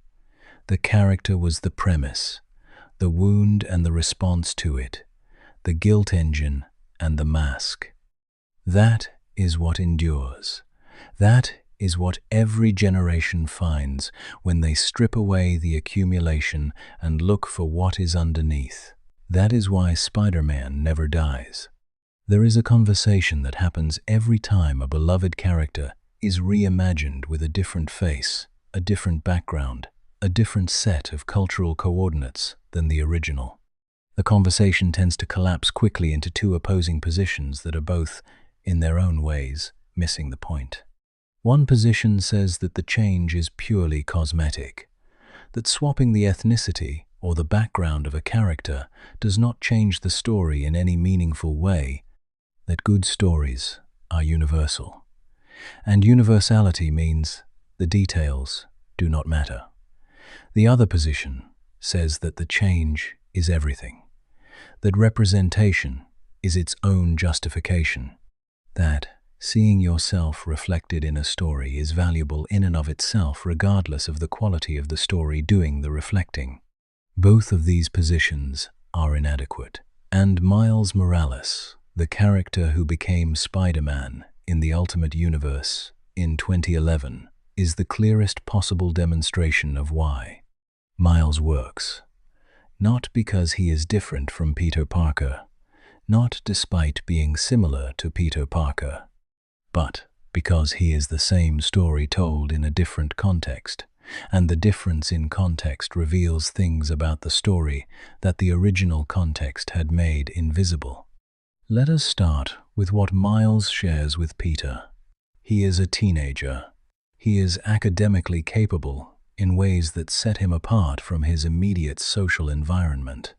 He carries a weight of obligation that is connected to a specific loss, a loss that happened partly because of his inaction, a loss that he cannot undo and cannot stop carrying. He puts on a mask. He protects people who do not know him. He pays a personal cost for his heroism that accumulates quietly and relentlessly. The structure is identical. The emotional architecture is the same. The guilt engine runs on the same fuel. What is different is the context in which that structure operates. Miles is black and Puerto Rican, growing up in Brooklyn, attending a school he got into through a lottery, living in a family that has complicated relationships with the institutions that are supposed to protect them. His world is not the world of a white kid from Queens in the early 1960s. It is a different world, with different pressures and different relationships to authority, and different experiences of what it means to be visible or invisible in public space. And what happens when you put the same emotional structure into this different context is not that the story becomes simply more diverse. What happens is that the story becomes more legible. Certain things that were implicit in the original become explicit. Certain tensions that were present but muffled become audible. The experience of being powerful in ways that are not recognized or rewarded by the dominant culture. The experience of protecting a city that does not always protect you. The experience of wearing a mask in public not just as a superhero, but as a form of navigation, as a way of moving through spaces that have not been designed with you in mind. These are experiences that the Miles Morales version of Spider-Man expresses with a directness that the Peter Parker version, embedded in its specific cultural assumptions, could not. This is what representation actually means when it is done well. Not the replacement of one face with another, not the cosmetic diversity of putting different features on the same unchanged story, but the discovery that the story was always bigger than the specific context in which it was first told. That the core of it, the wound and the obligation and the mask and the guilt, was always capable of being expressed through multiple sets of cultural coordinates, and that each new set of coordinates reveals something about the core that the previous ones had left in shadow. Miles does not make Peter Parker obsolete. He makes Peter Parker more comprehensible by demonstrating what the two of them share, by showing that the essential Spider-Man premise is not tied to a specific demographic or a specific historical moment, but is instead a way of organizing experience that resonates across different lives in different contexts, because it is organized around something genuinely universal. The genuinely universal thing is not the spider bite, or the web slinging, or the quips. It is the experience of being responsible for more than you were ready to be responsible for, of carrying a weight you did not ask to carry, of loving people you cannot fully protect and protecting people you cannot fully love, of doing your best in a world that keeps asking for more than your best. That experience does not belong to any one demographic. It belongs to anyone who has ever tried to be good in a world that made being good difficult, which is, eventually, most people. What Miles added to the mythology was not diversity as an end in itself. It was the proof, expressed through a character whose specificity was part of his power, that the thing at the center of Spider-Man was real, was deep enough to hold multiple lives, was not an accident of a particular cultural moment, but a genuine discovery about how human beings experience obligation and loss, and the decision to keep going anyway. And in demonstrating this, Miles also prepared the ground for something that would eventually become explicit: the idea that the mask does not belong to a specific person, that it is available, that anyone who has the wound and makes the choice can wear it. We will come back to this. We will come back to it in the context of the story that made it most explicit and most beautiful. But before that, we need to follow a different thread. We need to talk about the versions of Spider-Man that reached the widest audiences of all, not the comics readers, as devoted and important as they are, but the children who encountered this character for the first time, not on a printed page, but on a screen. The animated versions that shaped a generation's understanding of who Spider-Man was and what he was for. There is a particular kind of knowledge that children absorb from stories before they have the critical vocabulary to analyze what they are absorbing. It is not intellectual knowledge. It is not the knowledge of plot or character in the conventional sense. It is something closer to emotional knowledge. The absorption of a set of feelings and responses and intuitions about how the world works and what it asks of people and what it means to be good. Children learn this from stories the way they learn language, not through deliberate instruction but through immersion, through the repeated experience of inhabiting a particular emotional world until its structures become part of their own. This is why the animated versions of Spider-Man matter in a way that is easy to underestimate. They were not, for the most part, the most sophisticated versions of the character. They operated under significant constraints, censorship standards, and broadcast notes, and the commercial requirements of Saturday morning programming that prevented them from being as dark or as psychologically precise as the best comics. But they were the first Spider-Man that millions of people ever encountered.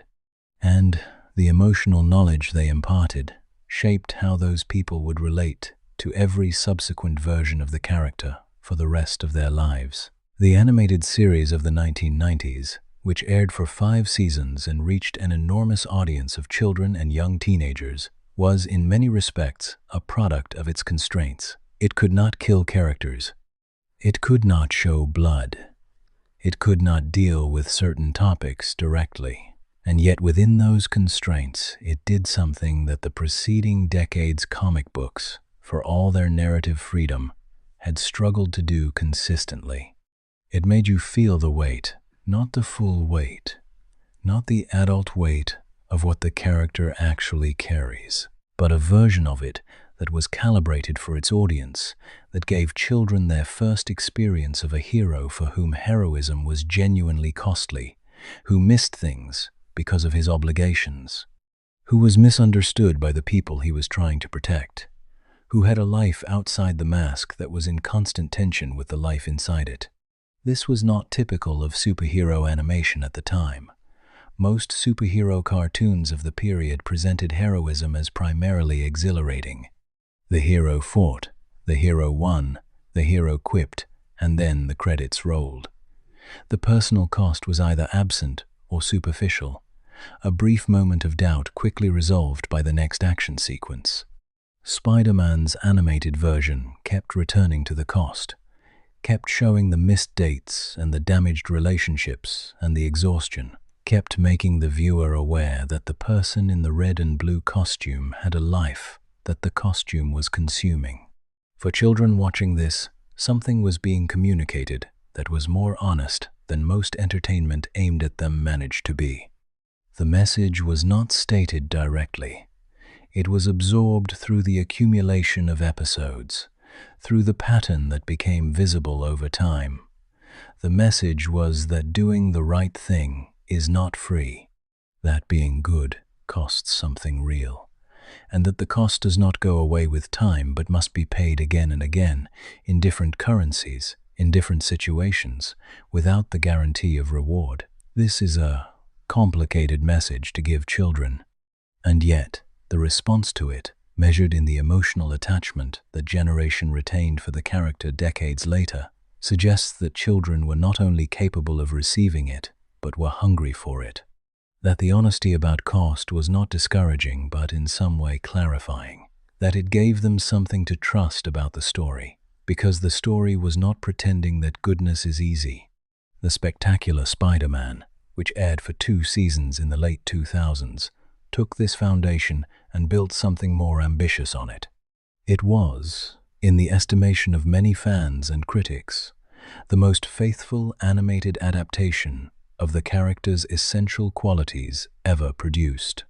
Its Peter Parker was recognizably the original one, anxious and capable and burdened and funny, operating in a world that the show took seriously as a world with real social and emotional dynamics, rather than a backdrop for action sequences. What the spectacular Spider-Man understood and expressed with unusual clarity for an animated series was that the heroism and the personal life were not 2 separate stories being told in alternation. They were one story. The choices Peter made as Spider-Man had direct consequences for his life as Peter. The people and situations in his civilian life directly shaped and complicated his choices as Spider-Man. The boundary between the two was porous in a way that the show tracked carefully and honestly. This integration was the show's greatest achievement. It demonstrated that the most interesting Spider-Man stories were not the ones that treated the mask as an escape from ordinary life, but the ones that showed how ordinary life and masked life were constantly informing and complicating each other, how you could not be fully present in one without the other making demands. The children who watched these animated versions, and the slightly older teenagers who watched them with their younger siblings or on their own, absorbed something that would take years to articulate, but that shaped their relationship to the character permanently. They learned to expect a certain kind of honesty from Spider-Man stories, a certain willingness to sit with the cost rather than rushing past it to the next victory. When those children grew up and the films began, they brought those expectations with them, and the films that met those expectations succeeded in ways that went beyond their box office numbers.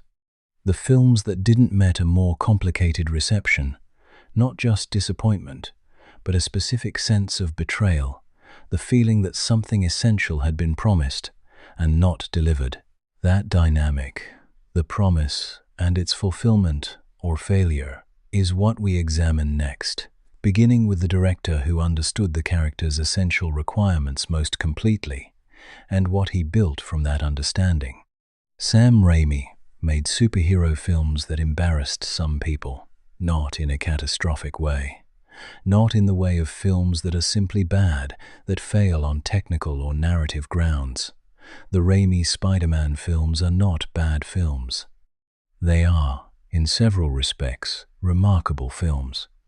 But they are films that do something that a certain sensibility finds uncomfortable. They feel things openly. They let the emotion show. They do not protect themselves with irony or cool detachment, or the knowing wink that says, "We are aware this is a little much. We are in on the joke with you." The Raimi films are not in on any joke. They are entirely sincere. And in the cultural context of the early 2000s, when ironic detachment was the dominant register of sophisticated entertainment, sincerity of this intensity felt, to some viewers, like a category error, like someone crying at a party. Technically permitted, perhaps even understandable, but slightly uncomfortable to witness. This discomfort was the wrong response. And with the distance of 20 years, it is easier to say why. The sincerity was the point. The melodrama was not a failure of sophistication. It was a specific artistic choice that was correct for the material. Spider-Man is not an ironic story. It is not a story that benefits from detachment or distance or the protective layer of self-awareness. It is a story about genuine grief and genuine guilt and genuine love and genuine sacrifice, and those things require a register that takes them seriously on their own terms. Raimi took them seriously, completely, without reservation, without the escape hatch of a knowing tone that would allow the audience to opt out of feeling what the story was asking them to feel. He made the grief real by refusing to aestheticize it. He made the guilt real by refusing to resolve it too quickly. He made the love real by letting it be awkward and uncool and specific, rather than cinematic and smooth. Peter Parker in these films is not a charming lead character in the conventional sense. He is awkward in ways that are not endearing awkward, but genuinely uncomfortable to watch. He says the wrong thing. He misses the moment. His attempts to connect with the people he loves are frequently clumsy and sometimes painful to observe. And this is exactly right, because the Peter Parker of the original comics is not charming.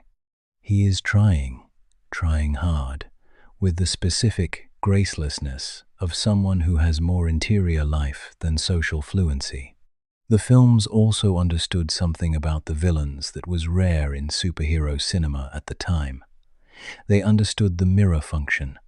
The scientist who becomes the goblin, the friend who becomes the enemy, are not simply obstacles for the hero to overcome. They are people whose transformation illuminates something about the hero by contrast. They are the outward-reaching response to the same wound that made the hero inward-reaching. And the films invest enough time and care in their humanity before their monstrosity, that when they become monstrous, the tragedy is genuine. The second film in the trilogy is the clearest expression of what Raimi was doing and why it worked. It is, in many respects, the most psychologically honest mainstream superhero film ever made, even accounting for everything that has been produced in the 2 decades since.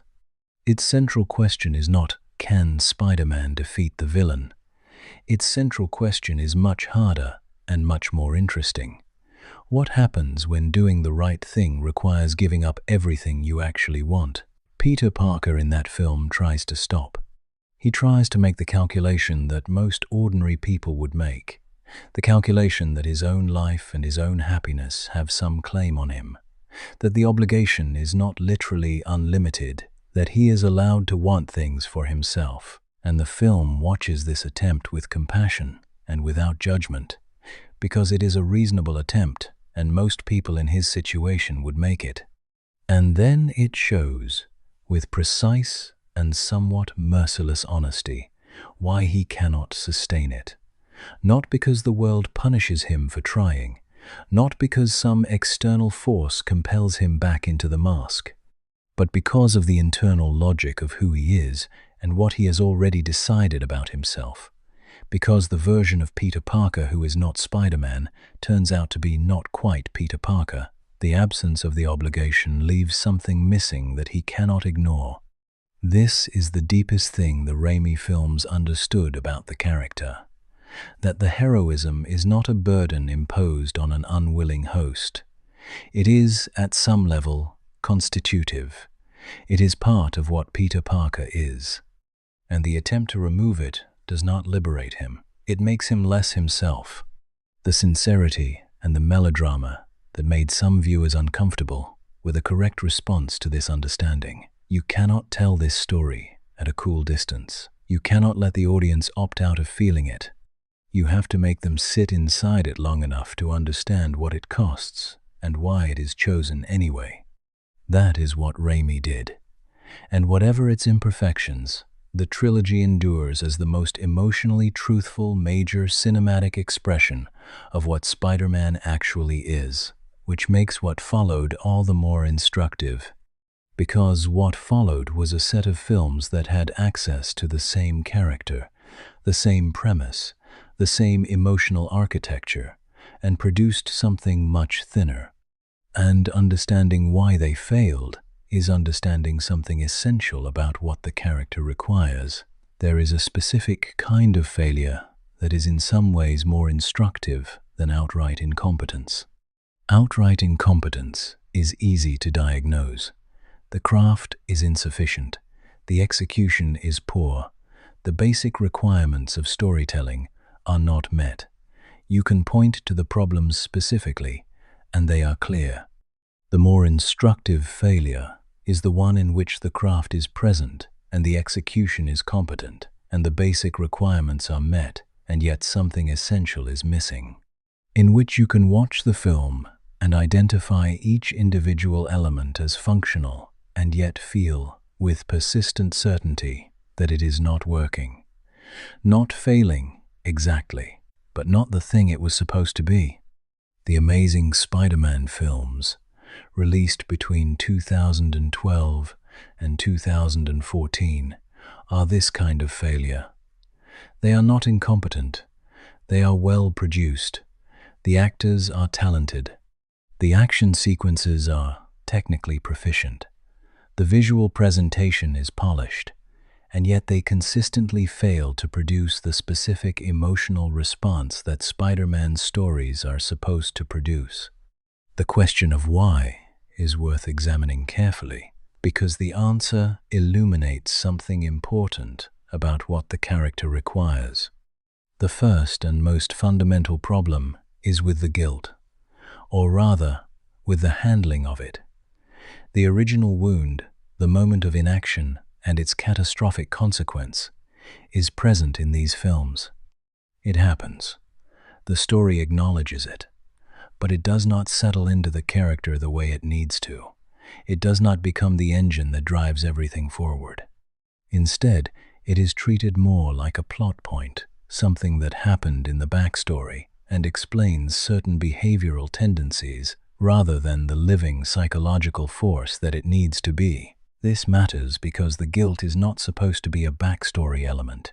It is supposed to be a present-tense experience.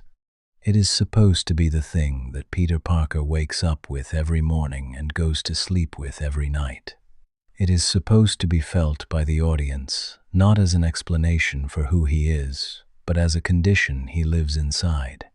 When it is treated as backstory, rather than present-tense reality, the character becomes lighter, less weighted, more like a conventional hero, and less like the specific person that Spider-Man is.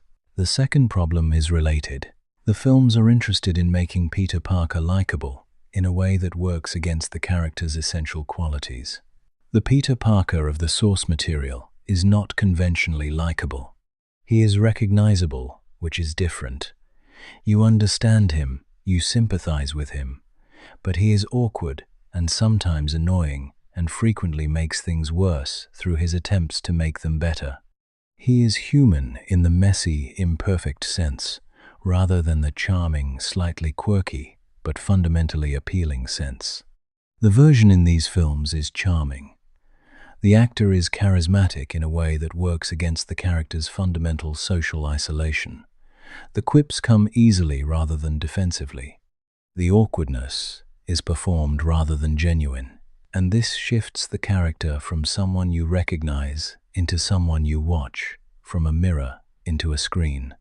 This might seem like a minor distinction. It is not. The entire emotional architecture of Spider-Man depends on the audience's identification with the character rather than their admiration of him. The moment he becomes someone to admire, someone who handles his situation with style and relative ease, he loses the quality that makes the premise meaningful. Because the premise is not that a special person has special abilities. The premise is that a person very much like you has special abilities, and those abilities have made his life genuinely harder in specific recognizable ways. If the person is special to begin with, if the charm and the confidence are already there beneath the awkwardness, the premise dissolves. The great power and the great responsibility stop being in tension because the person already seems capable of handling whatever comes. The third problem is the most abstract, but perhaps the most important. The films do not seem to have a clear sense of what they are about, not in the sense of plot, which is present and functional, but in the sense of thesis, in the sense of the question they are trying to answer, or the truth they are trying to express. The Raimi films knew what they were about. They were about the cost of obligation freely chosen. They were organized around that question, and every scene contributed to the exploration of it. The Amazing Spider-Man films are organized around plot rather than thesis. Things happen. The hero responds to them. The villain is defeated. But what the story is arguing, what it is trying to say about the experience of being this person in this world, is never quite clear. A Spider-Man story without a clear thesis is not simply a neutral story. It is a story that has lost the one thing that makes it matter, because the character is not interesting for his powers or his adventures. He is interesting for what he demonstrates about a particular way of being human. Remove the demonstration and you have spectacle, which is fine as far as it goes, but which does not produce the specific emotional response that people come to Spider-Man stories looking for. The response to these films, which was not outrage or dismissal, but a more complicated mixture of mild enjoyment and persistent dissatisfaction, reflected this. Audiences recognized that something was missing. They could not always name it, but they felt its absence in the specific way that you feel the absence of something you were expecting and did not receive. What they were expecting, and what the next version of the character would provide in a specific and deliberate way, was the earnestness, the sincerity, the quality of genuinely caring about what it costs to be good. Something shifted in the cultural atmosphere in the mid-2010s that is difficult to name precisely, but that any honest observer of the period can feel. Part of it was generational. The generation that came of age in the decade after 2008, the generation that inherited the wreckage of financial crisis and watched the institutional failures that produced it go largely unaddressed, was developing a particular relationship with optimism. Not the naive optimism of people who have not yet been disappointed, but a more deliberate, more chosen optimism. A decision to believe in the possibility of goodness and connection not because the evidence compelled it, but because the alternative, the slide into the cynicism that seemed like the sophisticated response to disappointment, felt worse. Felt like a second defeat on top of the first one. This generation's relationship with earnestness was complicated by the fact that they had grown up in the age of irony. In the cultural moment, when sincerity was the uncool thing, and detachment was the sophisticated position, they had internalized irony as a defensive posture, as protection against the vulnerability of actually caring. And then they had found, in the face of real circumstances that required real response, that the irony was not serving them, that you could not be ironically committed to anything, that caring, with its attendant risks of disappointment and loss, was necessary in a way that detachment could not be. Tom Holland's Peter Parker arrived in this specific cultural moment and was calibrated for it with unusual precision. He is earnest, not naively earnest, not the earnestness of someone who has not yet encountered difficulty, but deliberately, consciously earnest, in the way of someone who has decided that caring is worth the risk. He is enthusiastic about things. He is excited by ideas and by people, and by the experience of doing something that matters. And he does not protect this enthusiasm with a layer of cool. He lets it show. This made him feel different from the previous cinematic versions of the character in ways that went beyond casting or script. He felt like someone who had made a choice about how to be in the world. Not the only possible choice, not the easy choice, but a choice that was genuinely his, genuinely committed to, and genuinely costly. The version of Spider-Man he embodied was also the youngest, in tone, if not strictly in narrative, of the major cinematic versions. He was a kid, not a damaged adult in a kid's body, not a young person performing maturity, but genuinely adolescent in the specific way of someone who has enormous capability and enormous enthusiasm, and not yet enough experience to know how much he does not know. This adolescence was the character's greatest quality in this incarnation, and also its source of the most interesting conflict, because the world he was operating in was not a world scaled to adolescence.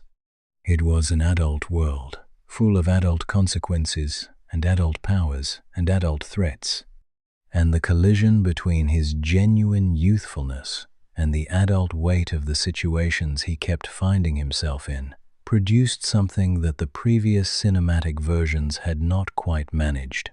It produced the experience of watching someone grow up in real time under pressure.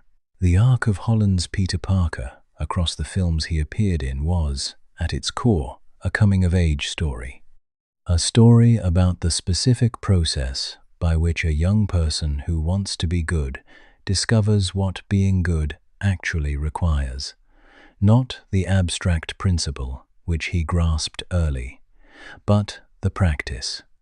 The ongoing, daily, costly practice of being responsible for things you did not ask to be responsible for, and doing it without the safety net of someone more experienced and more capable standing behind you. What makes this arc emotionally effective is that the growing up is not triumphant. It is not the story of a young person discovering their power and learning to use it well and emerging victorious and whole. It is a story of losses that accumulate and reshape, of a young person learning that the world is more costly than even his already significant understanding had prepared him for. The loss of his mentor, the loss of his anonymity, the loss of his relationships, the loss, eventually, of something so fundamental that the only response to it rewrites the entire story from the beginning. These losses are not random. They are the specific losses that the character's premise generates, the things that get sacrificed on the altar of the obligation, the cost of the responsibility principle made personal and present and devastating. And through it all, the earnestness persists, not unchanged, not unscathed, but present. The choice to keep caring, to keep showing up, to keep being the person who tries even when trying is the most expensive possible option, is remade again and again under increasing pressure.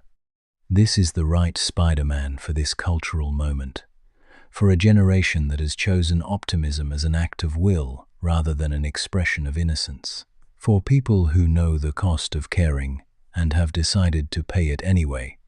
And the story that expressed this most completely, that took the earnestness and the loss and the cost and the choice to continue and wove them together with the thread of every previous version of the character into something that was both a culmination and a new beginning, was the third film.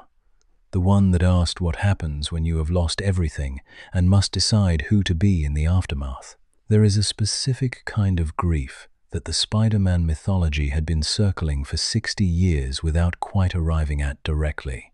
It is the grief of having to let go of the version of yourself that existed before the loss. Not just grieving the loss itself, as real and as devastating as that is, but grieving the self that existed in the world before the loss happened, the person who did not yet know what you now know, who still had the things you no longer have, who moved through the world with a lightness that is now permanently unavailable. This grief is different from ordinary mourning because its object is not clearly a person or a thing. It is a state, a way of being in the world that is gone. And because it is a state rather than a person, it is easy to miss, easy to fail to acknowledge, easy to keep reaching for even when the reaching is impossible. People spend years trying to get back to who they were before the thing that changed them, not fully acknowledging that the person they are trying to get back to no longer exists, that the path back is not a path at all but a wall, and that the only direction available is forward into the unknown person they are becoming. The third film in Holland's trilogy understood this. And it used the specific mechanism of the multiverse, which, in lesser hands, would be purely a spectacle device, as a way to give this grief a form that could be examined directly. The premise is simple on the surface. The secret identity has been revealed. The life Peter Parker was building, the connections and the relationships and the modest, ordinary future he was reaching for alongside the heroism, is under threat. He reaches for a solution that will preserve what he has, and the solution goes wrong in a way that forces him into contact with versions of himself, other Spider-Men, who have already been through versions of what he is going through. The emotional intelligence of this premise is considerable, because what the other Spider-Men represent is not simply alternate histories. They represent stages of the grief process. They are Peter Parker at different points in the experience of loss, different degrees of distance from the original wound, different relationships with what remains after the worst has happened. And what they all share, what they communicate to the youngest version of themselves, is the same thing. You do not get back to who you were. The loss is real, and the person who existed before it is gone. What you have is who you are now, in the aftermath, and the choice of what to do with that.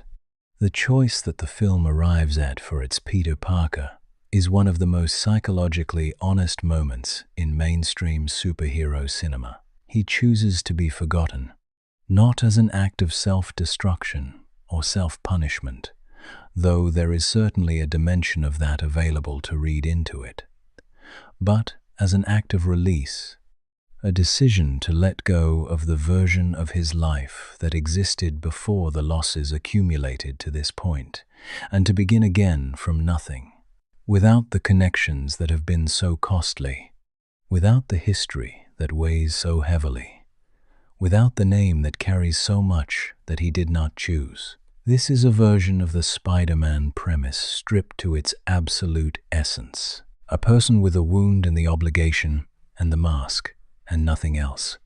No mentor, no peers, no love interest, no family. Just the choice, made freely and at enormous cost, to keep being responsible, to keep showing up, to keep being the person who tries, even when trying requires giving up everything that made the trying feel worthwhile. The psychology of this moment is connected to something that appears in the study of grief and trauma that is worth naming directly. There is a stage in the processing of significant loss in which the most healing thing that can happen is the full acknowledgement that the before is over, that the person you were then cannot be recovered, and that the path forward requires building a new self from the materials that remain. This acknowledgement is terrifying because it feels like a second loss, the loss of the possibility of return. But it is also, when it finally comes, a form of liberation. Because the energy that was going into the impossible project of returning to what was is now available for the possible project of becoming what comes next. Peter Parker, at the end of this film, has made this acknowledgement in the most literal possible form. He has arranged for the before to be formally closed, and what he does with the freedom that costs him, what he makes of the new beginning that is also a profound ending, is left open, is the question the film hands to whatever comes next.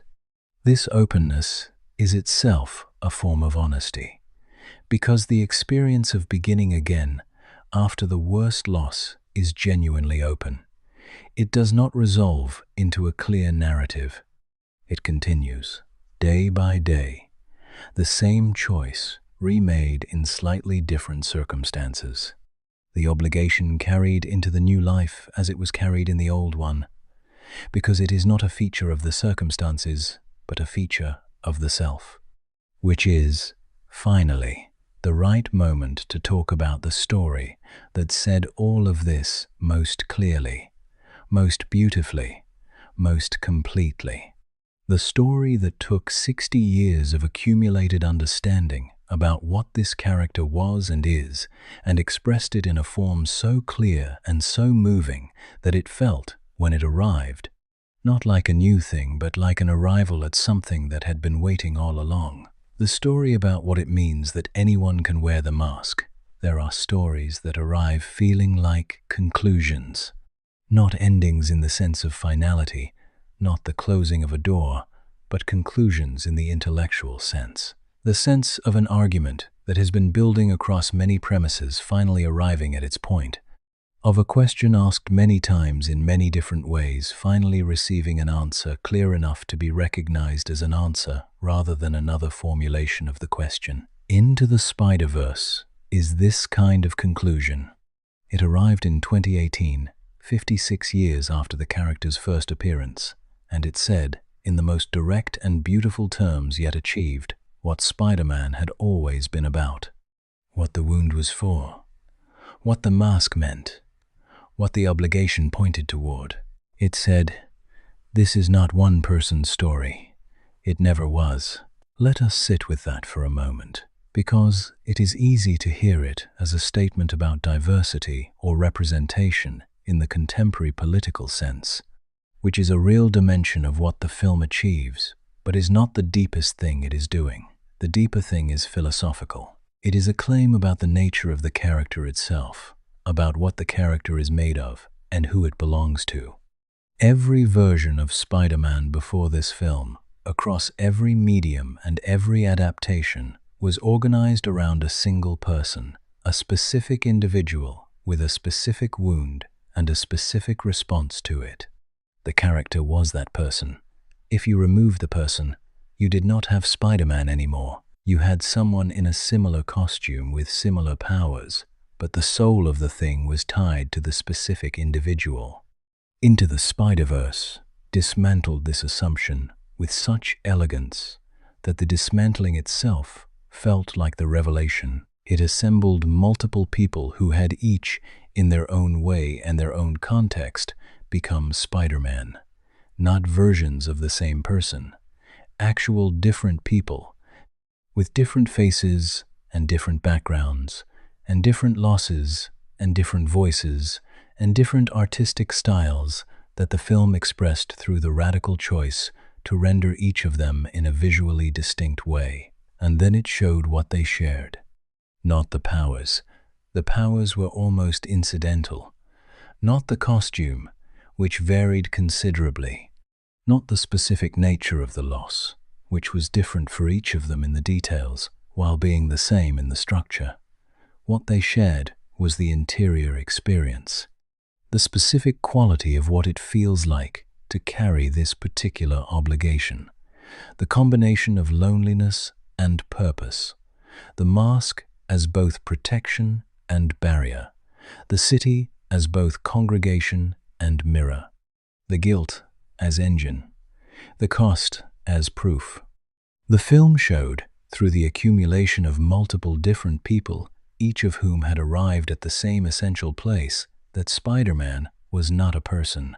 Spider-Man was a way of being in the world, a specific configuration of wound and response, and obligation and love, and that this configuration was available to anyone who had the requisite ingredients, regardless of what they looked like or where they came from, or what version of the world they inhabited.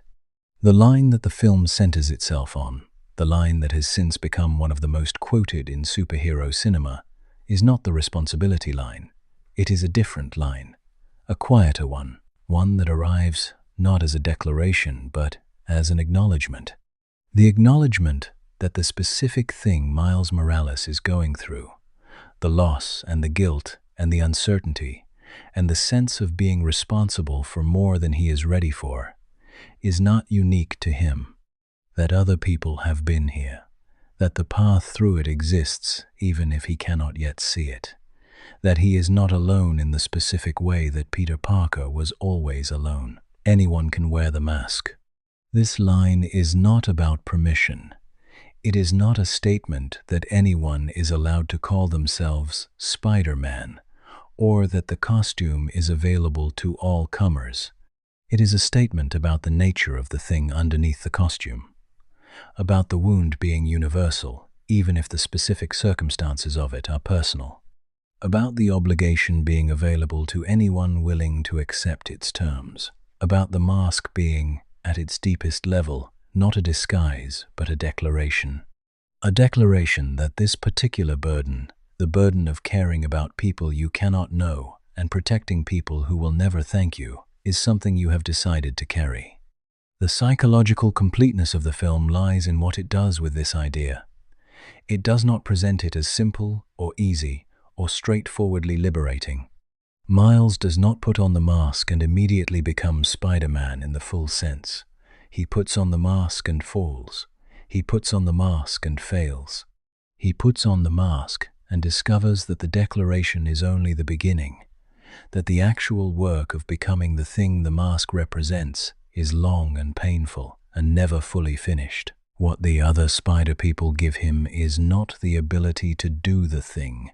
It is the knowledge that the doing is possible, that others have done it, that the path through the particular darkness he is in exists because they walked it, that he is not inventing Spider-Man from nothing, but inheriting something that has been built across multiple lives, each of them paying the same cost in different currencies. This is a profoundly generous idea.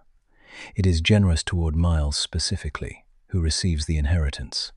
But it is also generous toward all the previous versions of the character, who are reframed not as the sole repositories of the Spider-Man identity, but as its builders, as the people who did the work that made the thing available to others, who carried the obligation long enough to make it into something that could be passed on.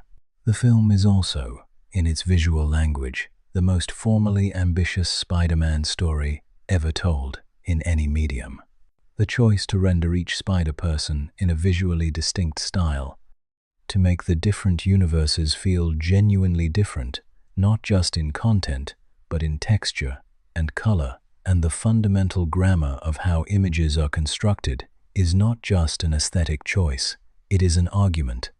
It says, these are not variations on a single template.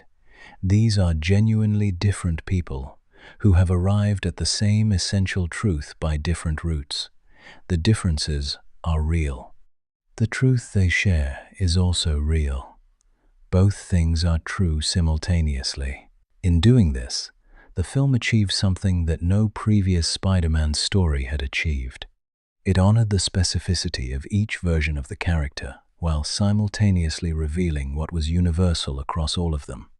It showed that Peter Parker's guilt and Miles Morales' grief and Gwen Stacy's isolation and all the other specific wounds of all the specific spider people were at once entirely their own and part of the same human experience.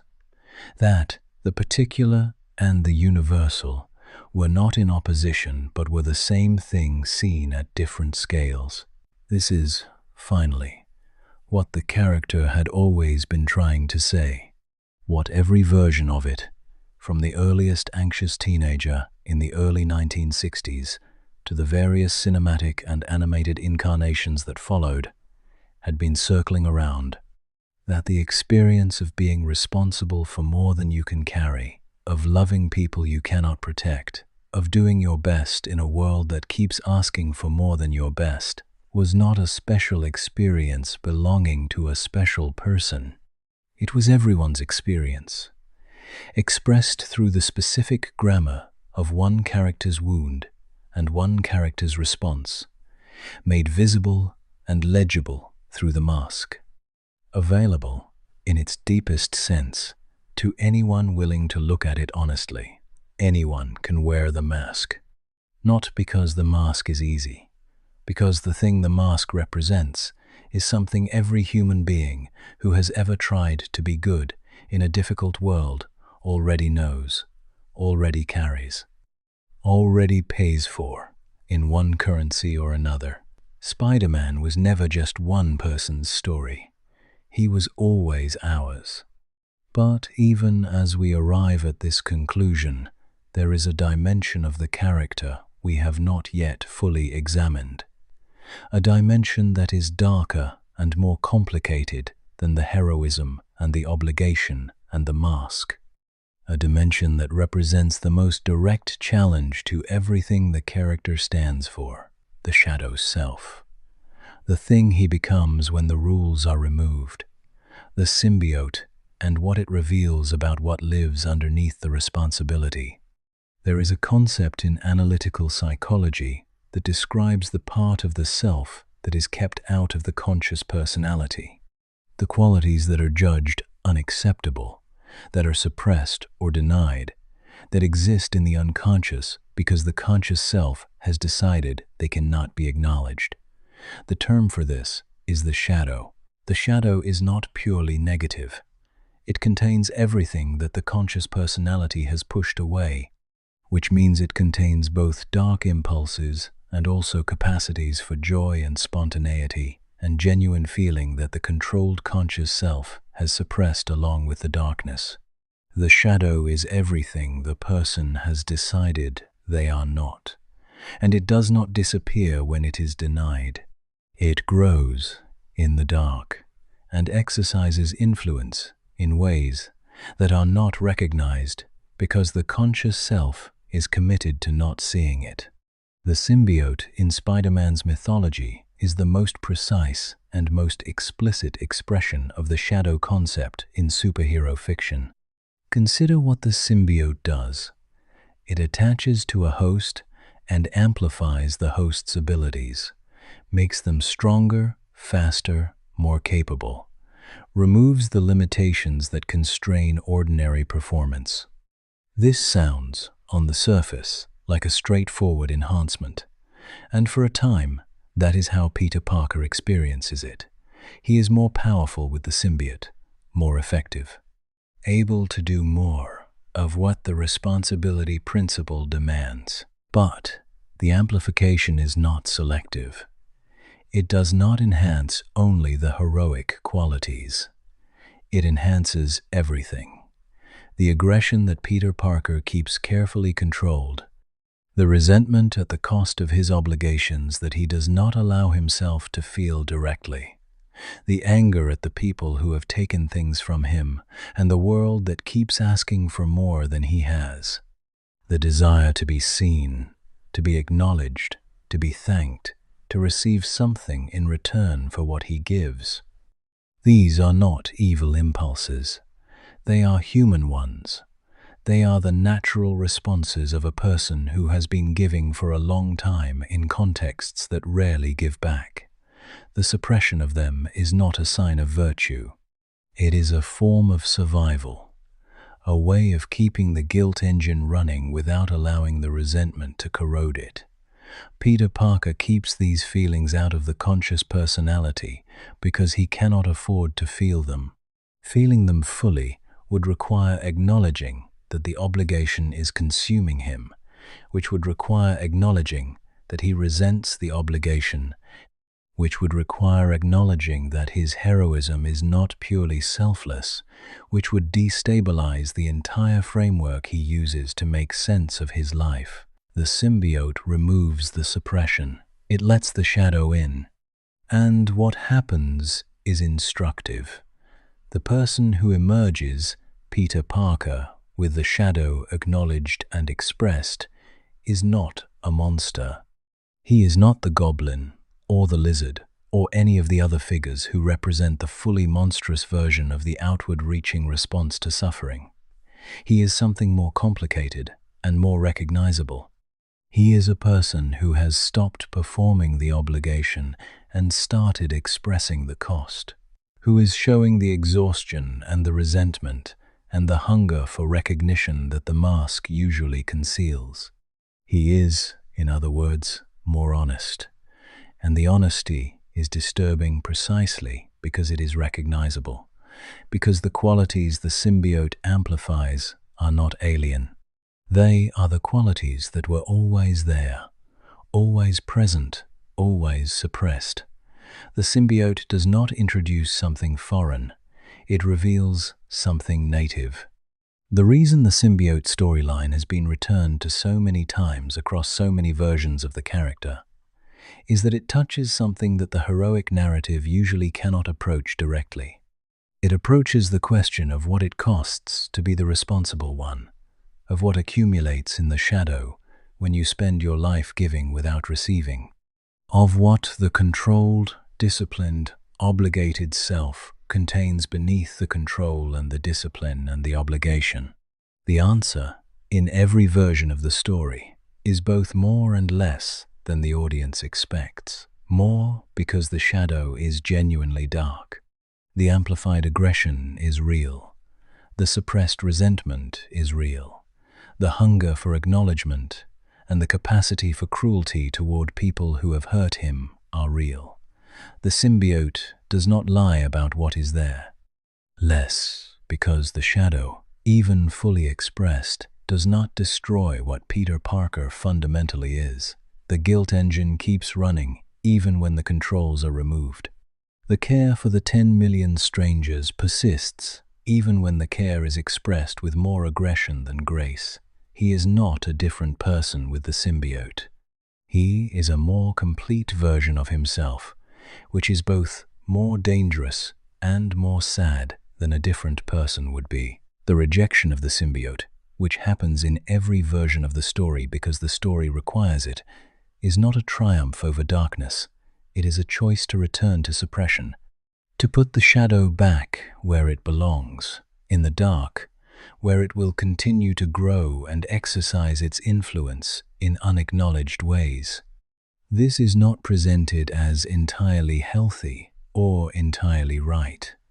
The best versions of the symbiote storyline are honest about what the rejection costs, about the return to controlled self-denial that it represents, about the fact that what goes back into the shadow does not stop existing just because it is no longer visible. But the rejection is also the correct choice for the character, not because the shadow is bad, but because the specific way in which the symbiote expresses it, the self-amplification, the prioritizing of his own power and recognition and resentment over the anonymous giving that defines his heroism, is incompatible with what he has decided to be. The shadow contains things he needs, but the symbiote's method of integrating them, which is domination rather than acknowledgement, is not a method that serves the thing he is trying to do. What he needs is not the symbiote's release, but something harder. The gradual, difficult, ongoing work of acknowledging the shadow without being consumed by it, of feeling the resentment and the exhaustion and the hunger without letting them redirect the obligation toward the self, of being honest about the cost without using the cost as a reason to stop paying it. This is the work that no Spider-Man story fully dramatizes, because it is not dramatic. It is the quiet, internal labor that happens between the panels, between the scenes, in the ordinary, unremarkable moments of a life. It is the real work of being the person the mask represents, and it is what makes the character's persistence across 60 years and every cultural shift not just narratively interesting but genuinely admirable. He is not admirable because he has no shadow. He is admirable because he keeps choosing, in full awareness of what it costs and what it suppresses and what accumulates in the dark, to be the person the obligation requires. Every day, without end, without guarantee, without the expectation of resolution. That is the heroism. And it is inseparable from the death that we must talk about next. Not just one death, but many deaths.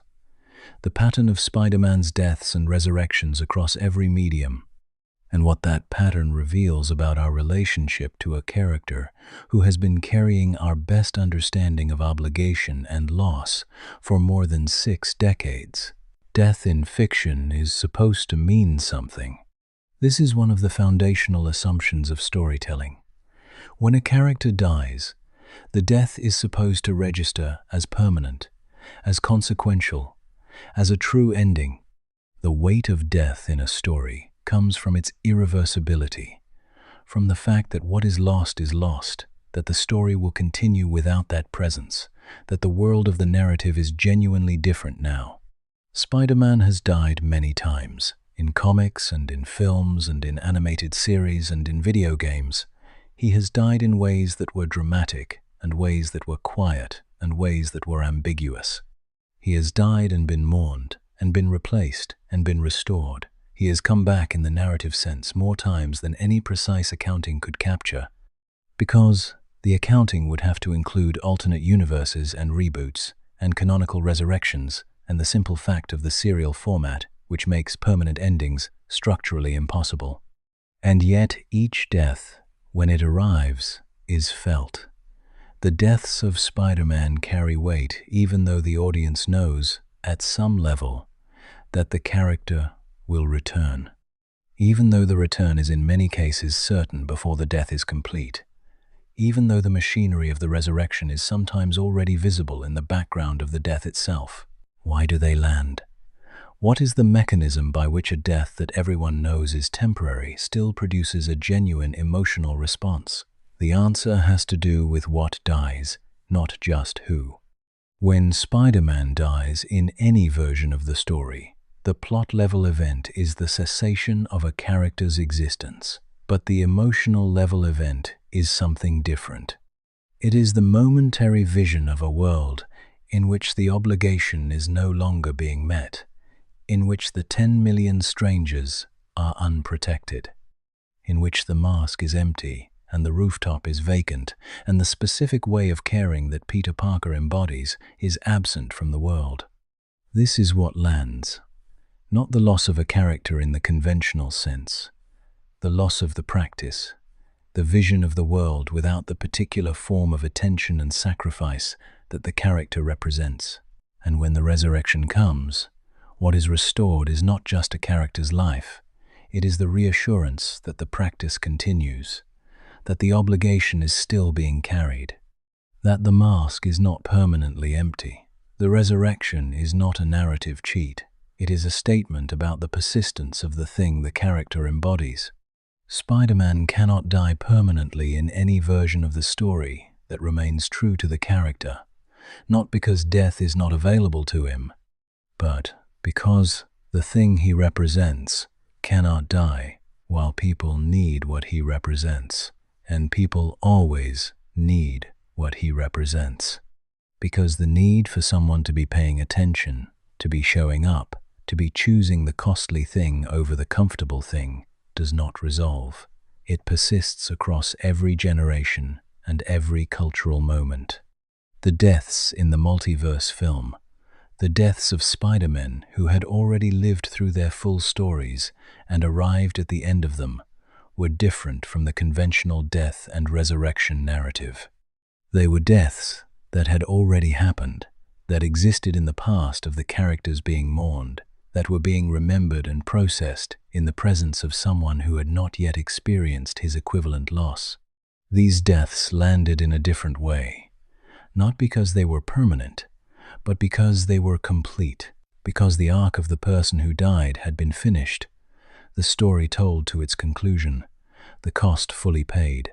They were deaths that came at the end of a full life of obligation, which is the only kind of Spider-Man death that is truly meaningful.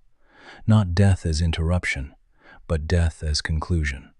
The final rest of someone who gave everything that was asked, and then, when there was nothing more to give, was allowed to stop. This is what the character is building toward across every version of every story.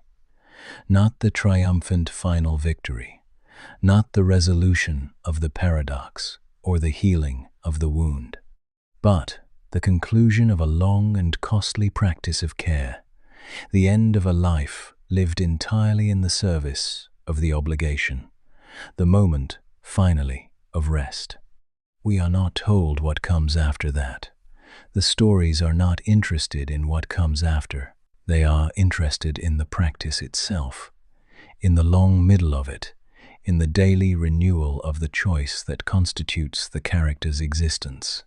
But, knowing that the conclusion is there, that the practice does eventually end, that there is a final moment of rest at the end of the long obligation, makes the practice itself feel different, makes the carrying of it feel, if not lighter, then more bearable, more chosen, more clearly a life, rather than merely a burden. Spider-Man keeps coming back not because death cannot hold him.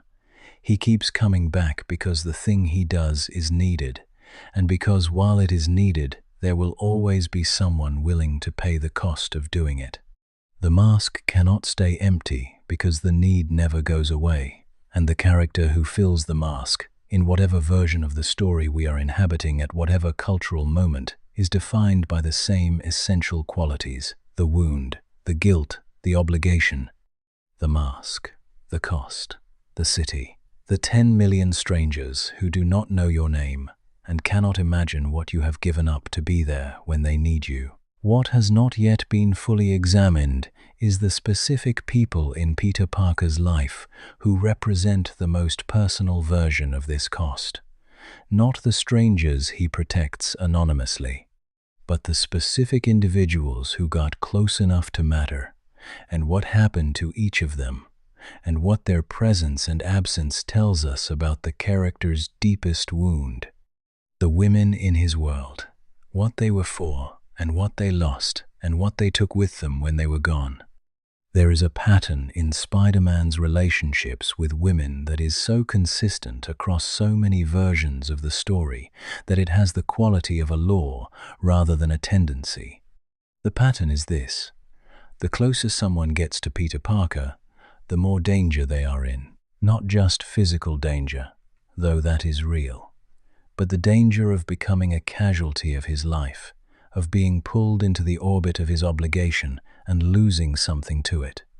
Their safety, their happiness, their sense of having a partner who is fully present, their simple ability to trust that the person they love will be where he said he would be when he said he would be there.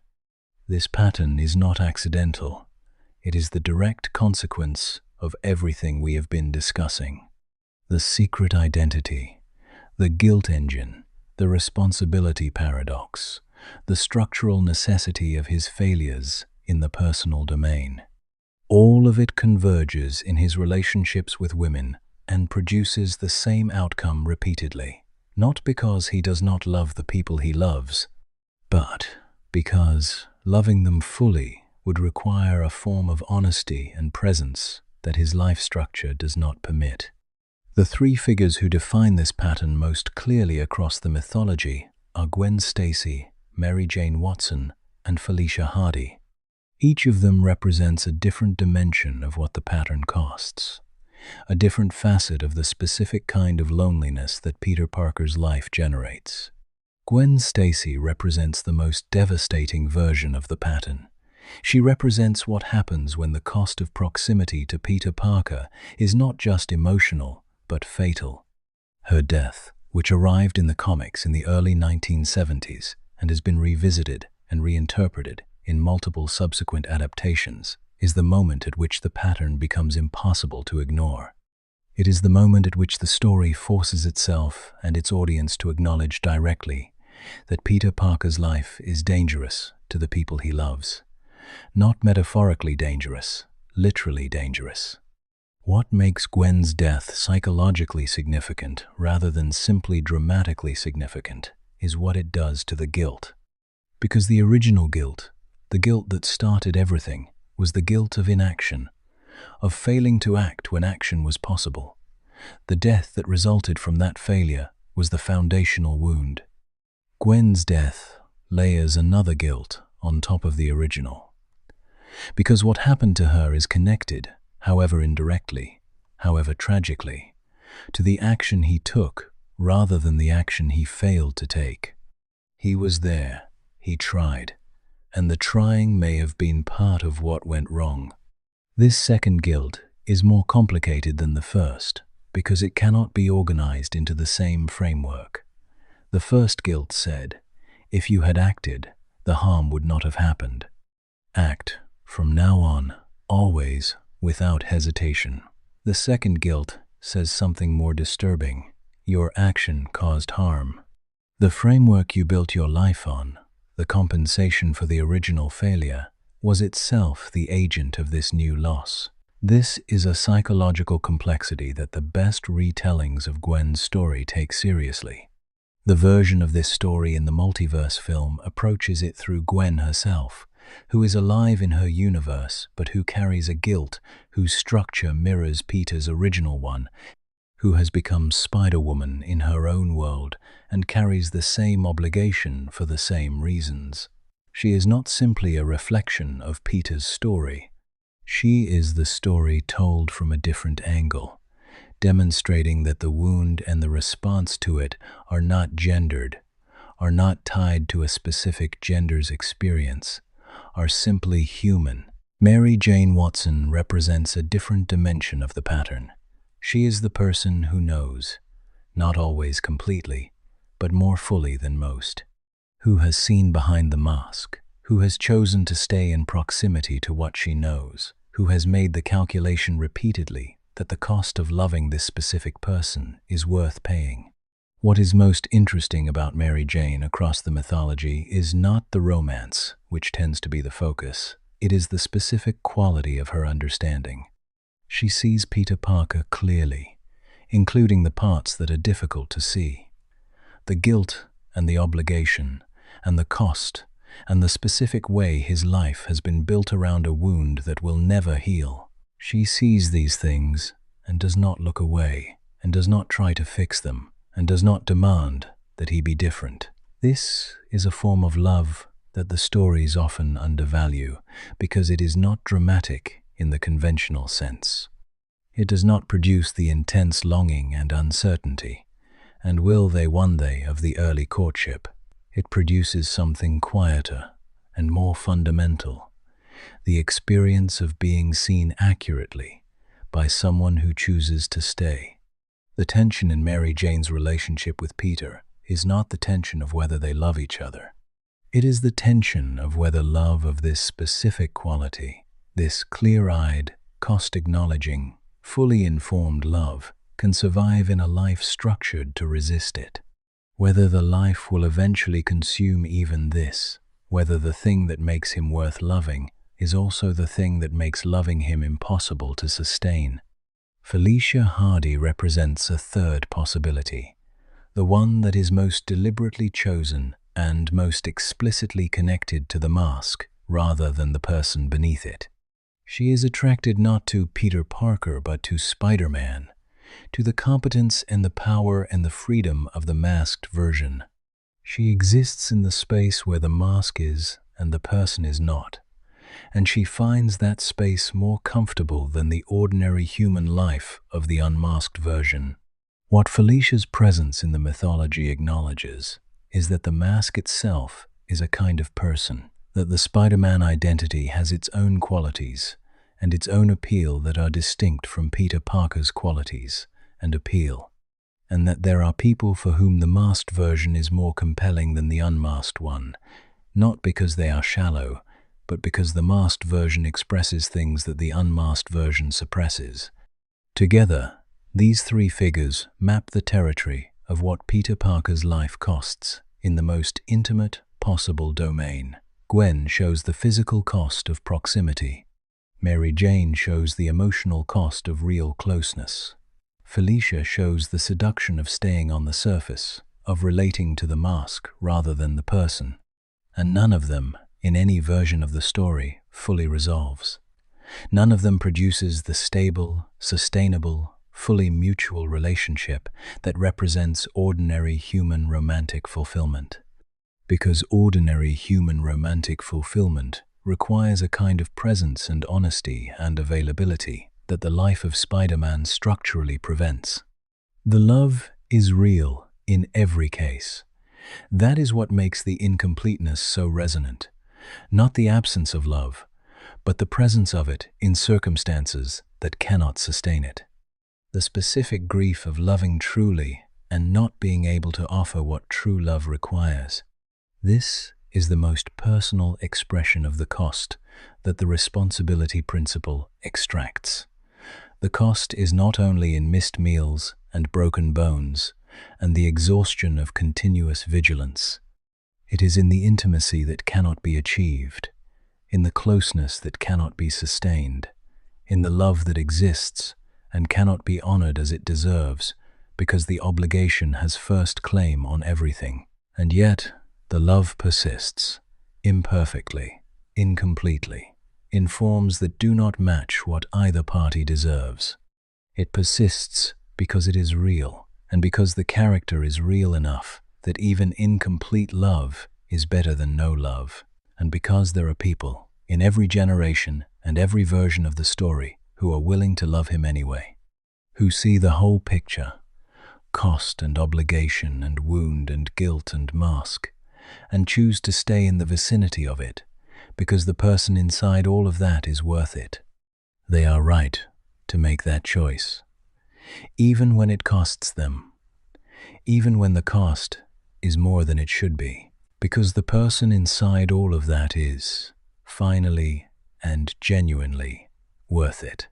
Which brings us to the question of what he means to the people who are not the ones closest to him, the ones who are not in his intimate life, but who depend on him in a different way. The other heroes, the larger world, the function he serves in the ecology of heroism that goes beyond what he does in his own stories. There is a moment in the development of any character who has existed long enough that a shift occurs in their relationship to the larger world of the mythology they inhabit. They stop being the youngest person in the room. For Spider-Man, this shift has happened multiple times across multiple contexts, and each time it happens, it reveals something new about the character. Because the transition from student to teacher, from the person who is being guided to the person who is doing the guiding, is not simply a change in narrative role. It is a change in the character's relationship to the wound that defines them. Peter Parker began as the one who needed guidance. His original relationship with the moral principle that governs his life was the relationship of someone who learned it the hardest possible way, through a loss that could not be undone. He did not have a mentor who taught it to him in advance. He had a wound that taught it to him afterward. And the absence of a mentor, of someone who could have helped him understand his abilities and his obligations before the crisis came, is part of what makes his version of the guilt so specifically painful. He learned alone, in the aftermath, from the wreckage of what his ignorance and selfishness cost, and he carried that alone because the life he built around the lesson was a life in which carrying things alone was structurally necessary. The first significant mentorship relationship in Spider-Man's mythology is therefore noteworthy not because it repairs the original wound, but because it complicates it. When Peter Parker himself becomes a mentor, when he is in the position of the more experienced person helping the less experienced one navigate the terrain he knows too well, something happens to the guilt. It does not disappear. Nothing in this character's story makes the guilt disappear. But it transforms. It becomes, for the first time, generative rather than purely consuming. It becomes the source of something he can give rather than only the engine of what he owes. What he has to teach a new Spider-Person is not the powers. The powers can be figured out.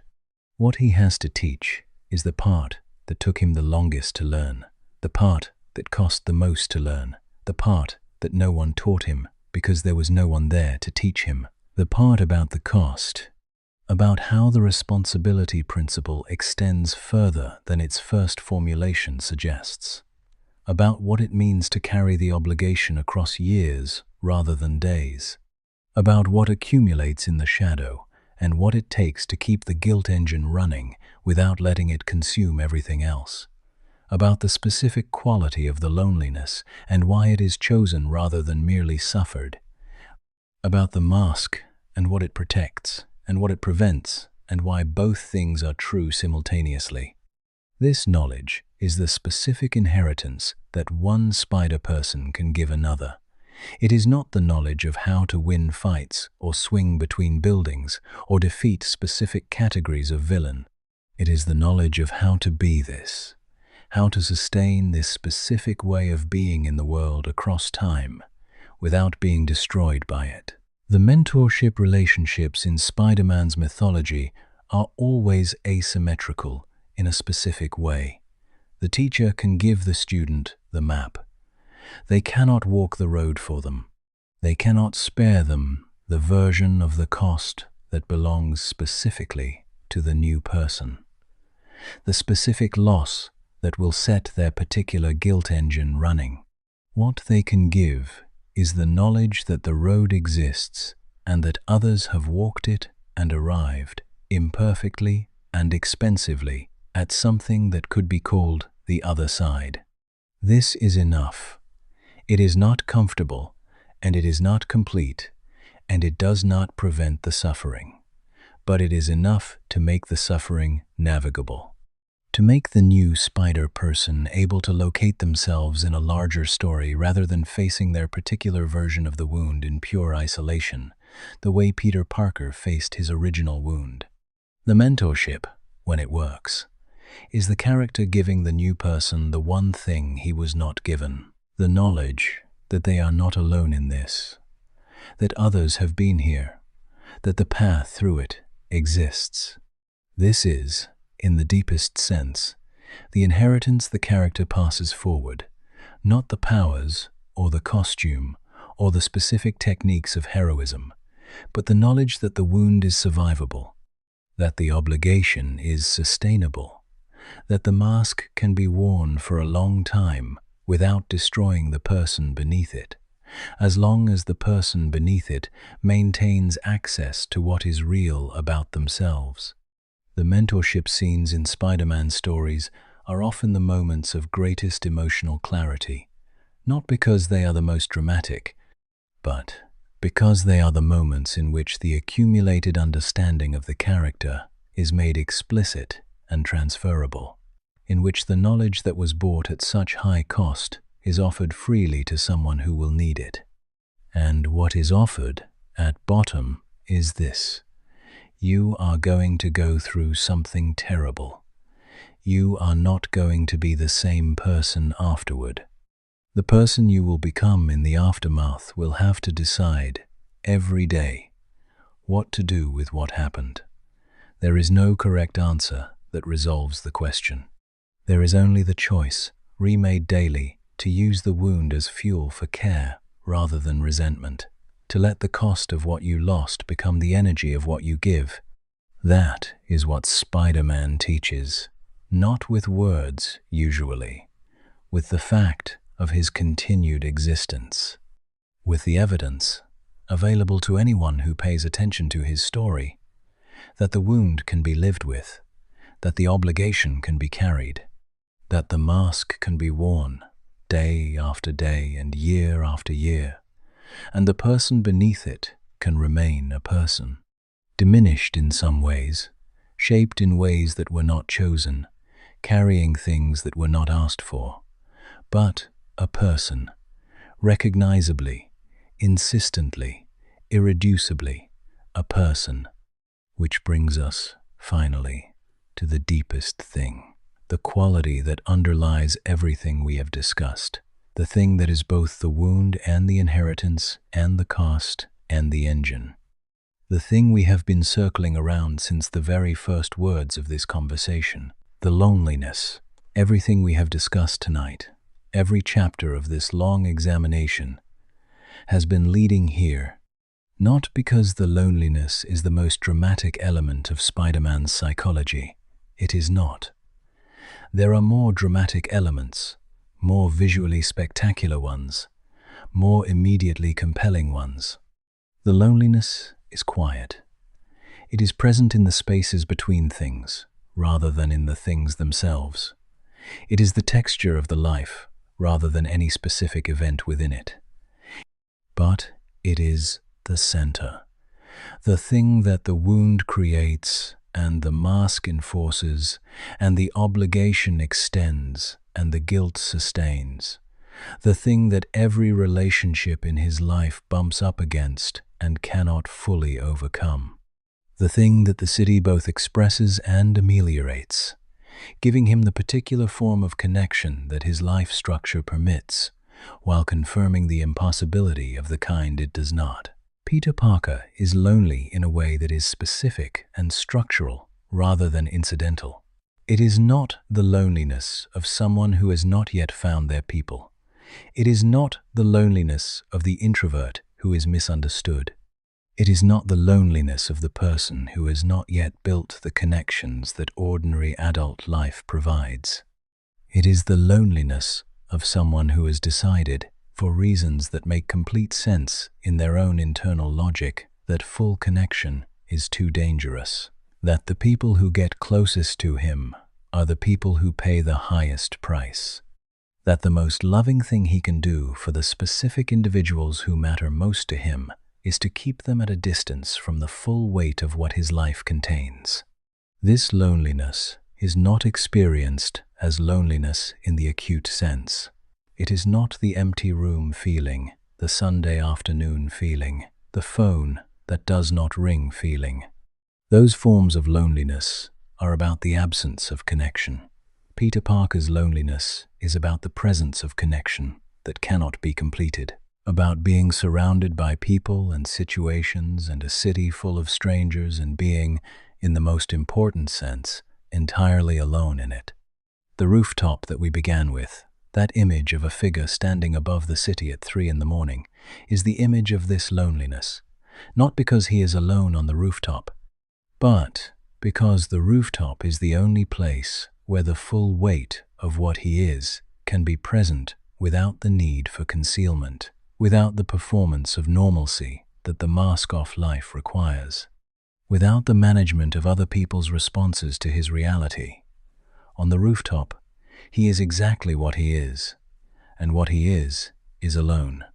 This loneliness has intensified, not diminished, across the 60 years of the character's existence, because the world in which the stories are now being told is a world in which loneliness is epidemic, in which the connectivity of digital life has produced, paradoxically, a deeper and more widespread experience of isolation, in which people have more access to each other than at any previous point in human history, and feel, many of them, more alone than they have ever felt.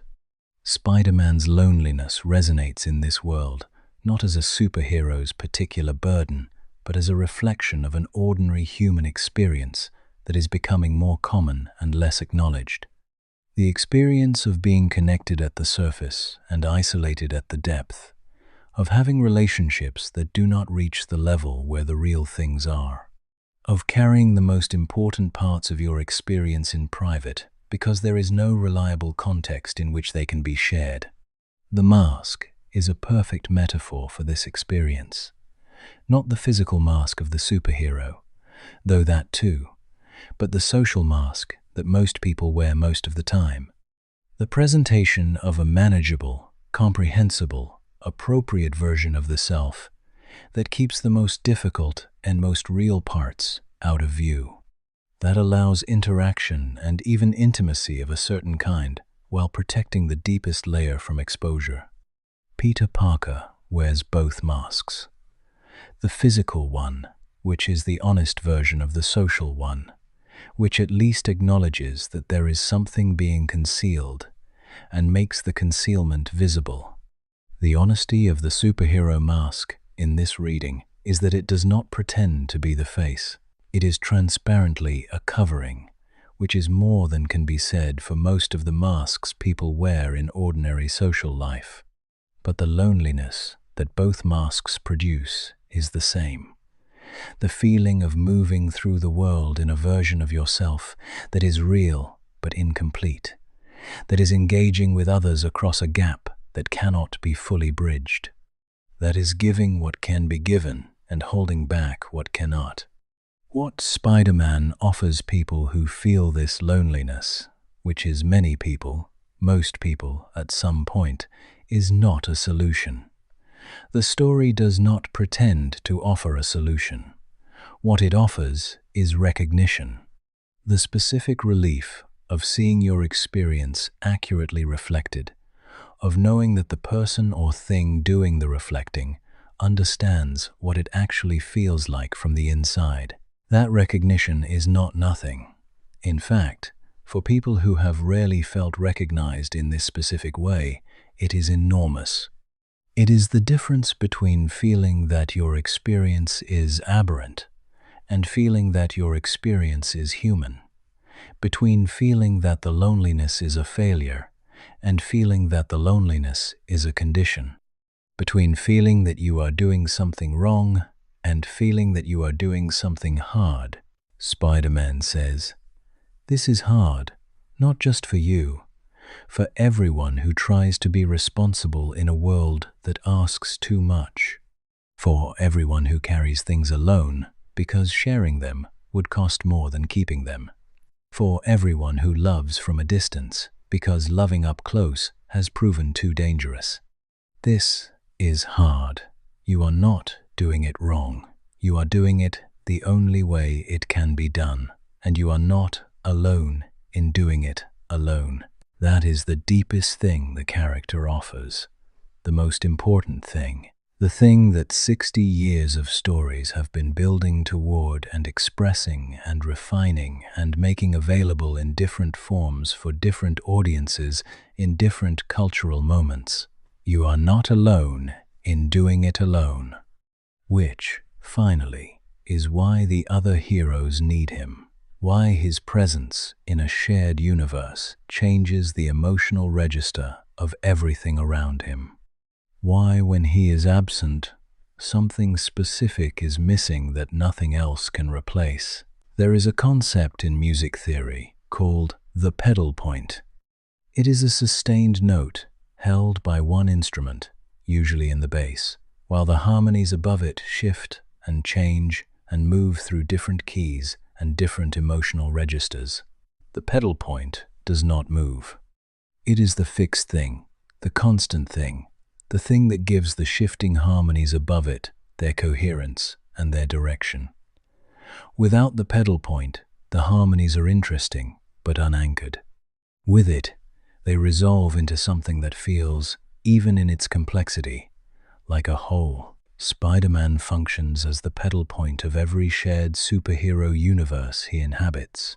This is not a statement about his power level, which is significant but not exceptional in the context of the larger mythology. It is not a statement about his prestige or his history, though both are considerable. It is a statement about his emotional function, about the specific quality he brings to the ecology of heroism that no other character provides in quite the same way. To understand this, we need to think about what the other major heroes in these shared universes represent, what they are for, psychologically, in the experience of the audience.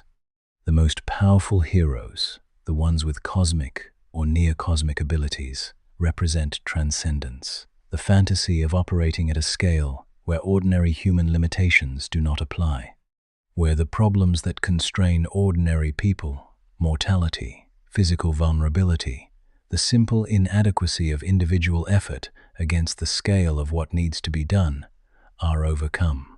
These characters are thrilling, and their stories can be genuinely moving, but their emotional register is primarily one of elevation. They lift the audience above the ordinary. The dark heroes, the ones defined by trauma and moral ambiguity, and the willingness to operate in ethical gray areas, represent a different function. They represent the acknowledgement that the world is not clean, that heroism is not simple, that the line between the protector and the threat is sometimes thinner than the mythology of heroism wants to admit. Their emotional register is primarily one of complexity. They make the audience think. The humorous heroes, the ones whose primary mode is wit and deflection and the refusal to take themselves entirely seriously, represent a kind of release. They give the audience permission to enjoy the spectacle without the weight. Their emotional register is primarily one of relief. Spider-Man is the only major hero whose primary emotional register is recognition. This is what the pedal point provides. Not elevation, not complexity, not relief, but the sustained note of ordinary human experience, held beneath all the extraordinary things happening above it. The reminder that beneath the cosmic stakes and the moral ambiguity and the spectacular action, the thing that actually matters is simpler and more personal. The thing that actually matters is whether the specific person in the specific moment is okay, is trying, is choosing to show up. When Spider-Man is present in a shared universe, he functions as the human scale, not because he is more human than other heroes in some absolute sense, but because his specific combination of ordinary life problems and superheroic obligations, his visible struggle with the cost of what he does, his insistence on caring about the individual and the immediate, even in the context of the cosmic, keeps the audience connected to why any of this matters. Other heroes fight to save the world. Spider-Man fights to save the person, not as a philosophical position, not as a strategic choice, but as a reflex, as the expression of the guilt engine that started with one person and has never stopped applying to every person since. The world is made of the people in it, and the people in it are always specific individuals in specific moments of specific need, and that is what he responds to. In the context of stories that can sometimes feel weightless with cosmic abstraction, this specificity is an anchor. It keeps the emotional stakes human even when the narrative stakes are apocalyptic. It says, whatever else is happening, whatever the scale of the threat or the complexity of the moral situation, the person falling from the building matters. The stranger in the alley matters. The individual moment of harm or need or fear matters. This is why his absence from a shared universe is felt as a specific loss rather than simply a reduction in firepower. When Spider-Man is not there, the pedal point goes out. The harmonies above it are still interesting. They may be technically more sophisticated without the constraint of the sustained note beneath them, but they have lost their coherence. Their emotional resolution is less complete, and his presence changes the other heroes too, not through direct influence, not through the things he says or the positions he advocates, but through the simple fact of being what he is beside them. Because next to a character who is visibly paying the cost of heroism, every other hero's relationship to that cost becomes visible too.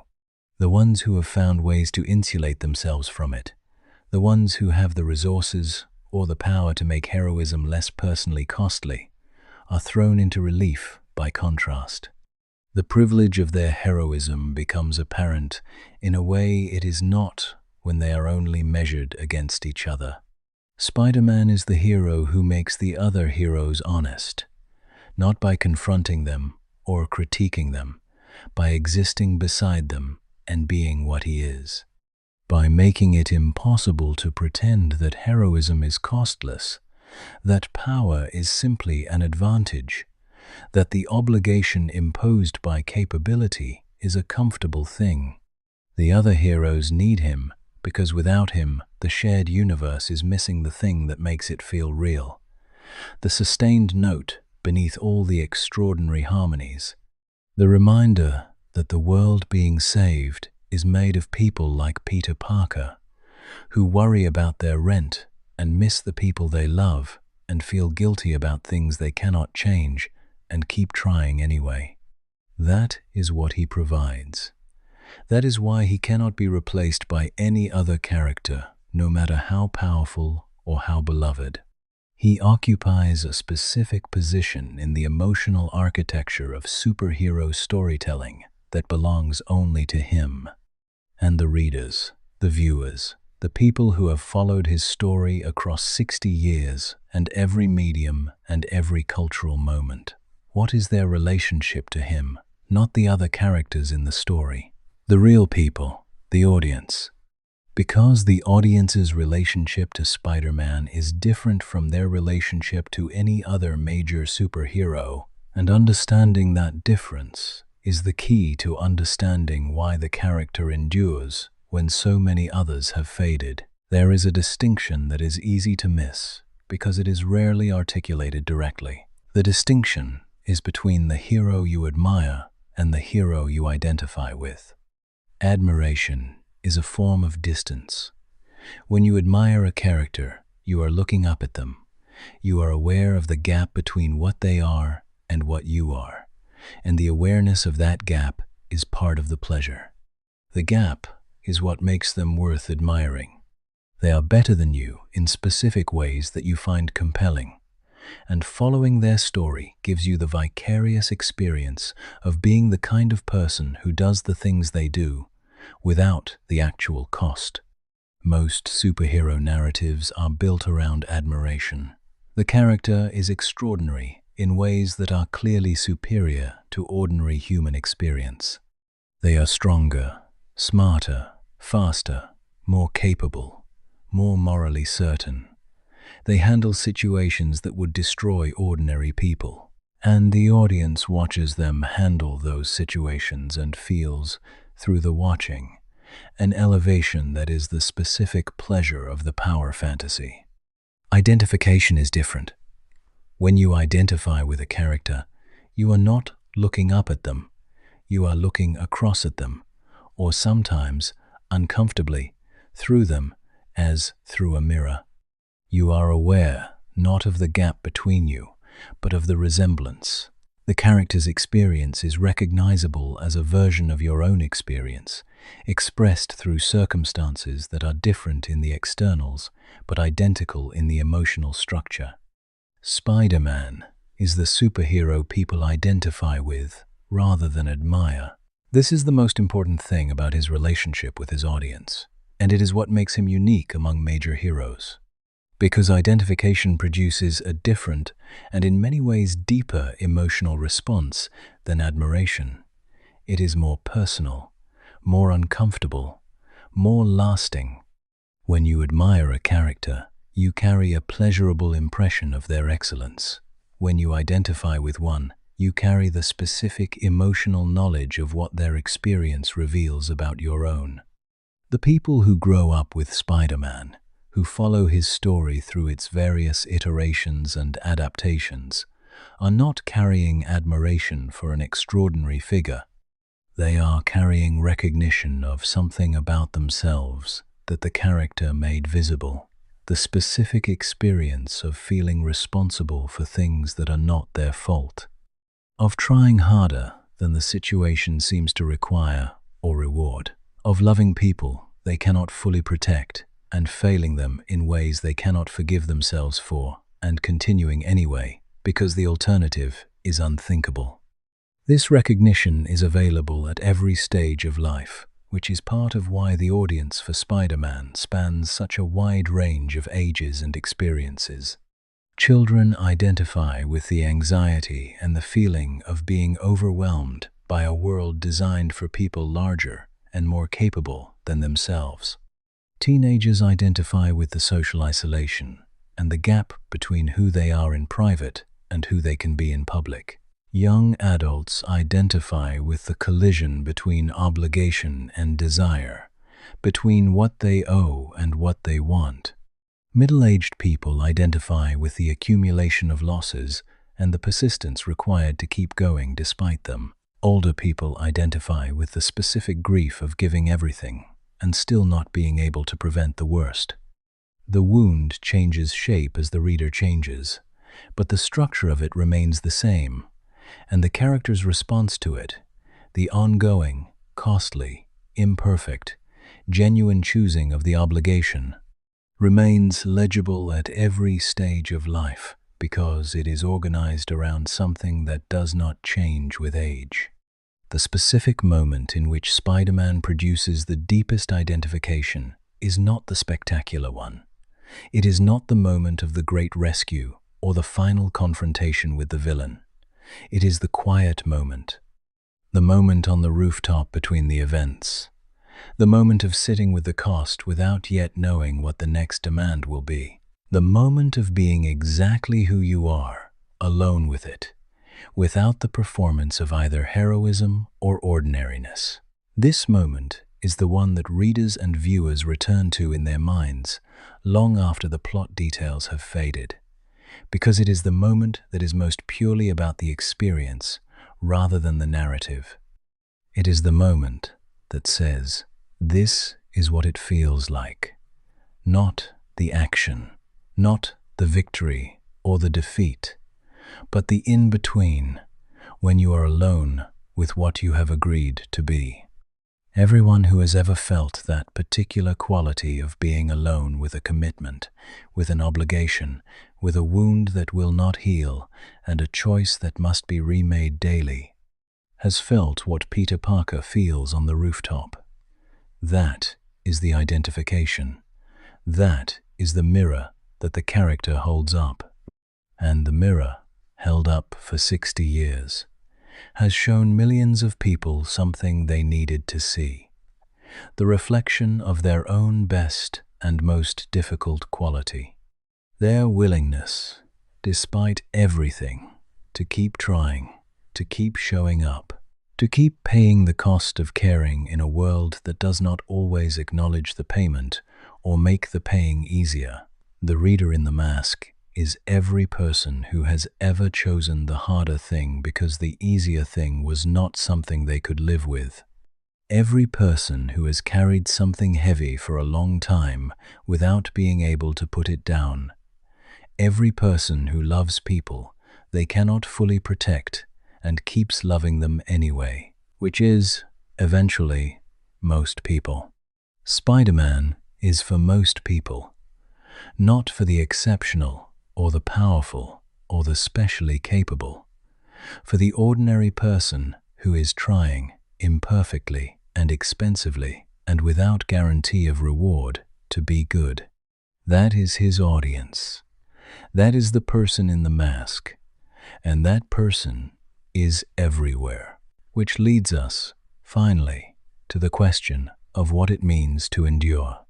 Not just to survive, not just to remain available, but to continue to matter across 60 years and every cultural shift and every generational transition and every technological transformation.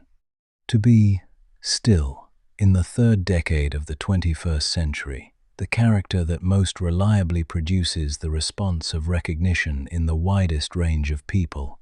What does that endurance mean? And what does it tell us about the thing at the center of the character that has made it possible? We have been building toward this question since the opening. Not the question of why Spider-Man is popular. Popularity is a surface phenomenon, the result of marketing and timing and cultural momentum and the self-reinforcing mechanics of familiarity. Many characters are popular without being enduring in the sense we mean. Many characters are recognized without being felt. Many characters persist in the culture without continuing to do the specific work that made them matter in the first place. Spider-Man's endurance is different from popularity in this sense. It is the continued relevance of the thing at the center, not just the continued circulation of the brand.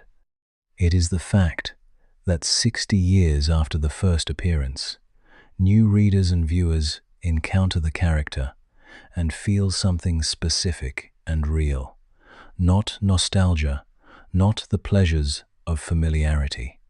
Something that feels, to them, immediate, personal, true. How does that happen? What makes an idea so durable that it continues to find the center of new people's experience across 6 decades and every imaginable cultural transformation? The answer is that the idea is not about any particular cultural moment. It is not about the 1960s or the 1990s or the present. It uses specific cultural moments as the grammar of its expression, finds the vocabulary that resonates with each new generation, adapts its surface to the current atmosphere. But the thing it is expressing is not cultural, it is human. It touches something that does not change, because the thing it touches is constitutive of human experience rather than contingent on any particular historical context. The thing it touches is this: the experience of being capable and responsible in a world that needs more than you can give. This experience is not new. It did not arrive in 1962.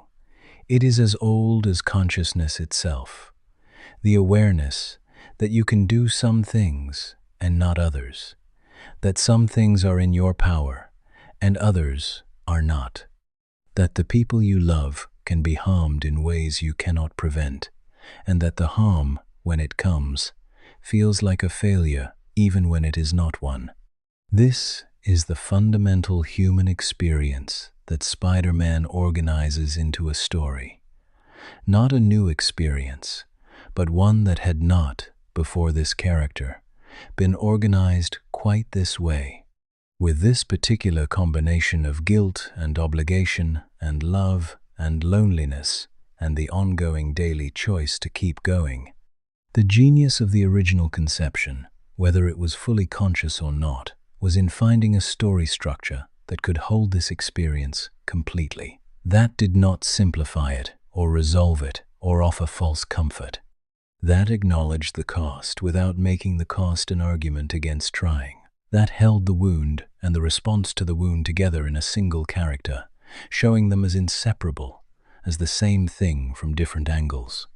And having found this structure, the character became capable of expressing the experience across any cultural context. Because the expression could change, the vocabulary and the grammar and the specific circumstances could all update to reflect the current moment, while the thing being expressed remained constant.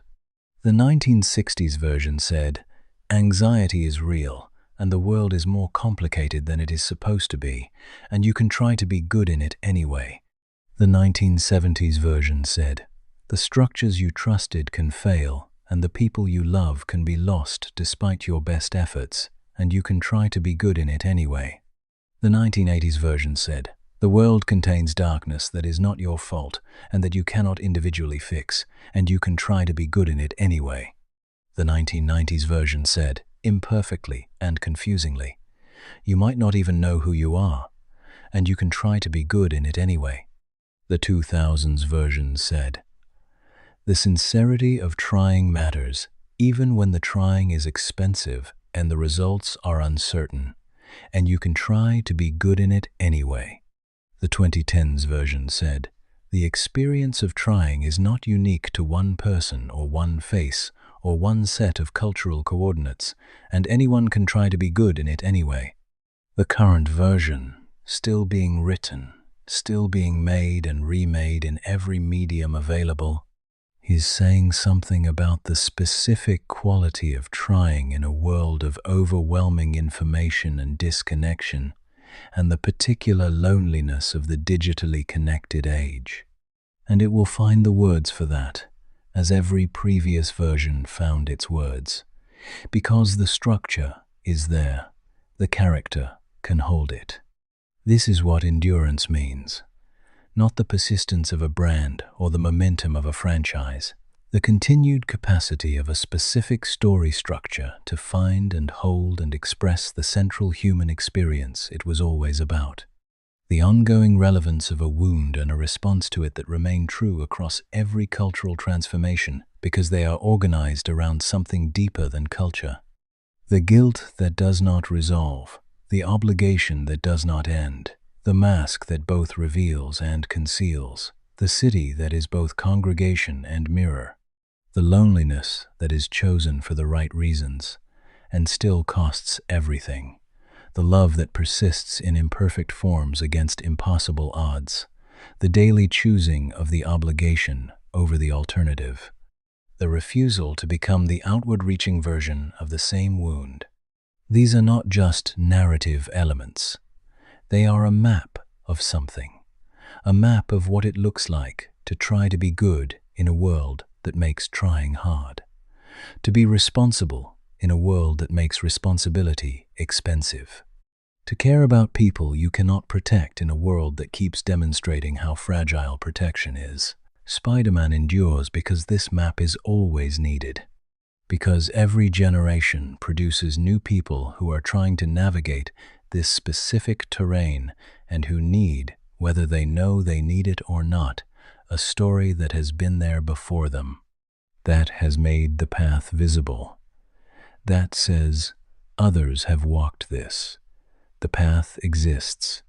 It is hard and it costs, and it does not end in resolution, but it exists, and you are not alone on it.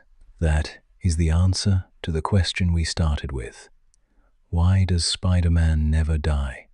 Because the thing he represents cannot die while human beings remain capable of responsibility and guilt and love and the choice of the hard thing over the easy one. Because the experience he organizes into story is perennial. Because the wound he carries is everyone's wound in one form or another. Because the mask he wears is the mask everyone wears, made visible and honest by the fact of its visibility. He never dies, because he is not, finally, one person. He is an idea, a way of organizing the most difficult and most important dimension of human experience into a form that can be shared, recognized, survived. He is the story of trying. And as long as there are people who try, the story will need to be told. The city is quieter now. Not silent. It never gets to silence, not really. The city of 10 million people does not have a fully silent hour, but it is quieter than it was. The traffic has thinned. The voices from the street below are fewer and further apart. The rhythm of the city has slowed to something that feels, if not peaceful, then at least restful. The particular kind of rest that comes not from the absence of difficulty, but from its temporary pause. From the space between demands where it is possible, for a moment, to simply be. We have spent a long time tonight on the rooftops. We have stood in that particular solitude and looked out at the city and tried to understand what it means to be the person who comes here. Not the spectacular version of it, not the visual of a figure in red and blue swinging between the towers in the golden late afternoon light, but the interior version. The experience of being the person inside the costume, with the specific combination of wound and obligation, and love and loneliness that makes the costume make sense. We have traced the guilt engine from its first activation to its ongoing operation across 60 years of stories in every medium. We have followed it through the darkness that entered in the 1970s and the confusion of the 1990s, and the sincerity of the Raimi films, and the optimism under pressure of the more recent versions. We have watched it expressed through multiple faces and multiple cultural contexts, and found that it remained recognizable in every one of them, because the thing it expresses does not change. Because the thing it expresses is human in the deepest sense. We have talked about the mask, and what it hides, and what it reveals, and why the hiding is also a form of honesty. We have talked about the city and what it gives, and what it confirms. We have talked about the villains who are mirrors, and the women who are maps, and the mentor relationships that are the closest the character gets to passing something forward. We have talked about the shadow, and the death, and the resurrection, and the loneliness that is chosen for the right reasons and still costs everything. And we have arrived, I hope, at something that feels true, not a resolution. The story does not resolve, the wound does not heal, the obligation does not end, the mask does not come off for good. These are not failures of the story, they are its honesty. The most important things in human experience do not resolve, they continue. They are lived with, carried, negotiated, renewed daily in the choice to keep going, despite the cost. What Spider-Man offers is not the comfort of resolution, it is the comfort of recognition, the specific relief of seeing your experience, the particular difficulty of trying to be good in a world that makes trying expensive, reflected back at you with accuracy and care and the specific quality of attention that genuine storytelling provides. That recognition, offered across 60 years to people in different countries and different circumstances and different cultural moments, is what endures. Not the brand, not the franchise, not the spectacular visual of the web-swinging hero above the skyline, though that image is extraordinary and has lodged itself permanently in the visual vocabulary of contemporary culture. What endures is the truth the character tells about a specific and universal human experience. The truth that being capable creates obligation, that obligation creates cost, that the cost is real and ongoing, and not fairly distributed, and not guaranteed to produce good outcomes.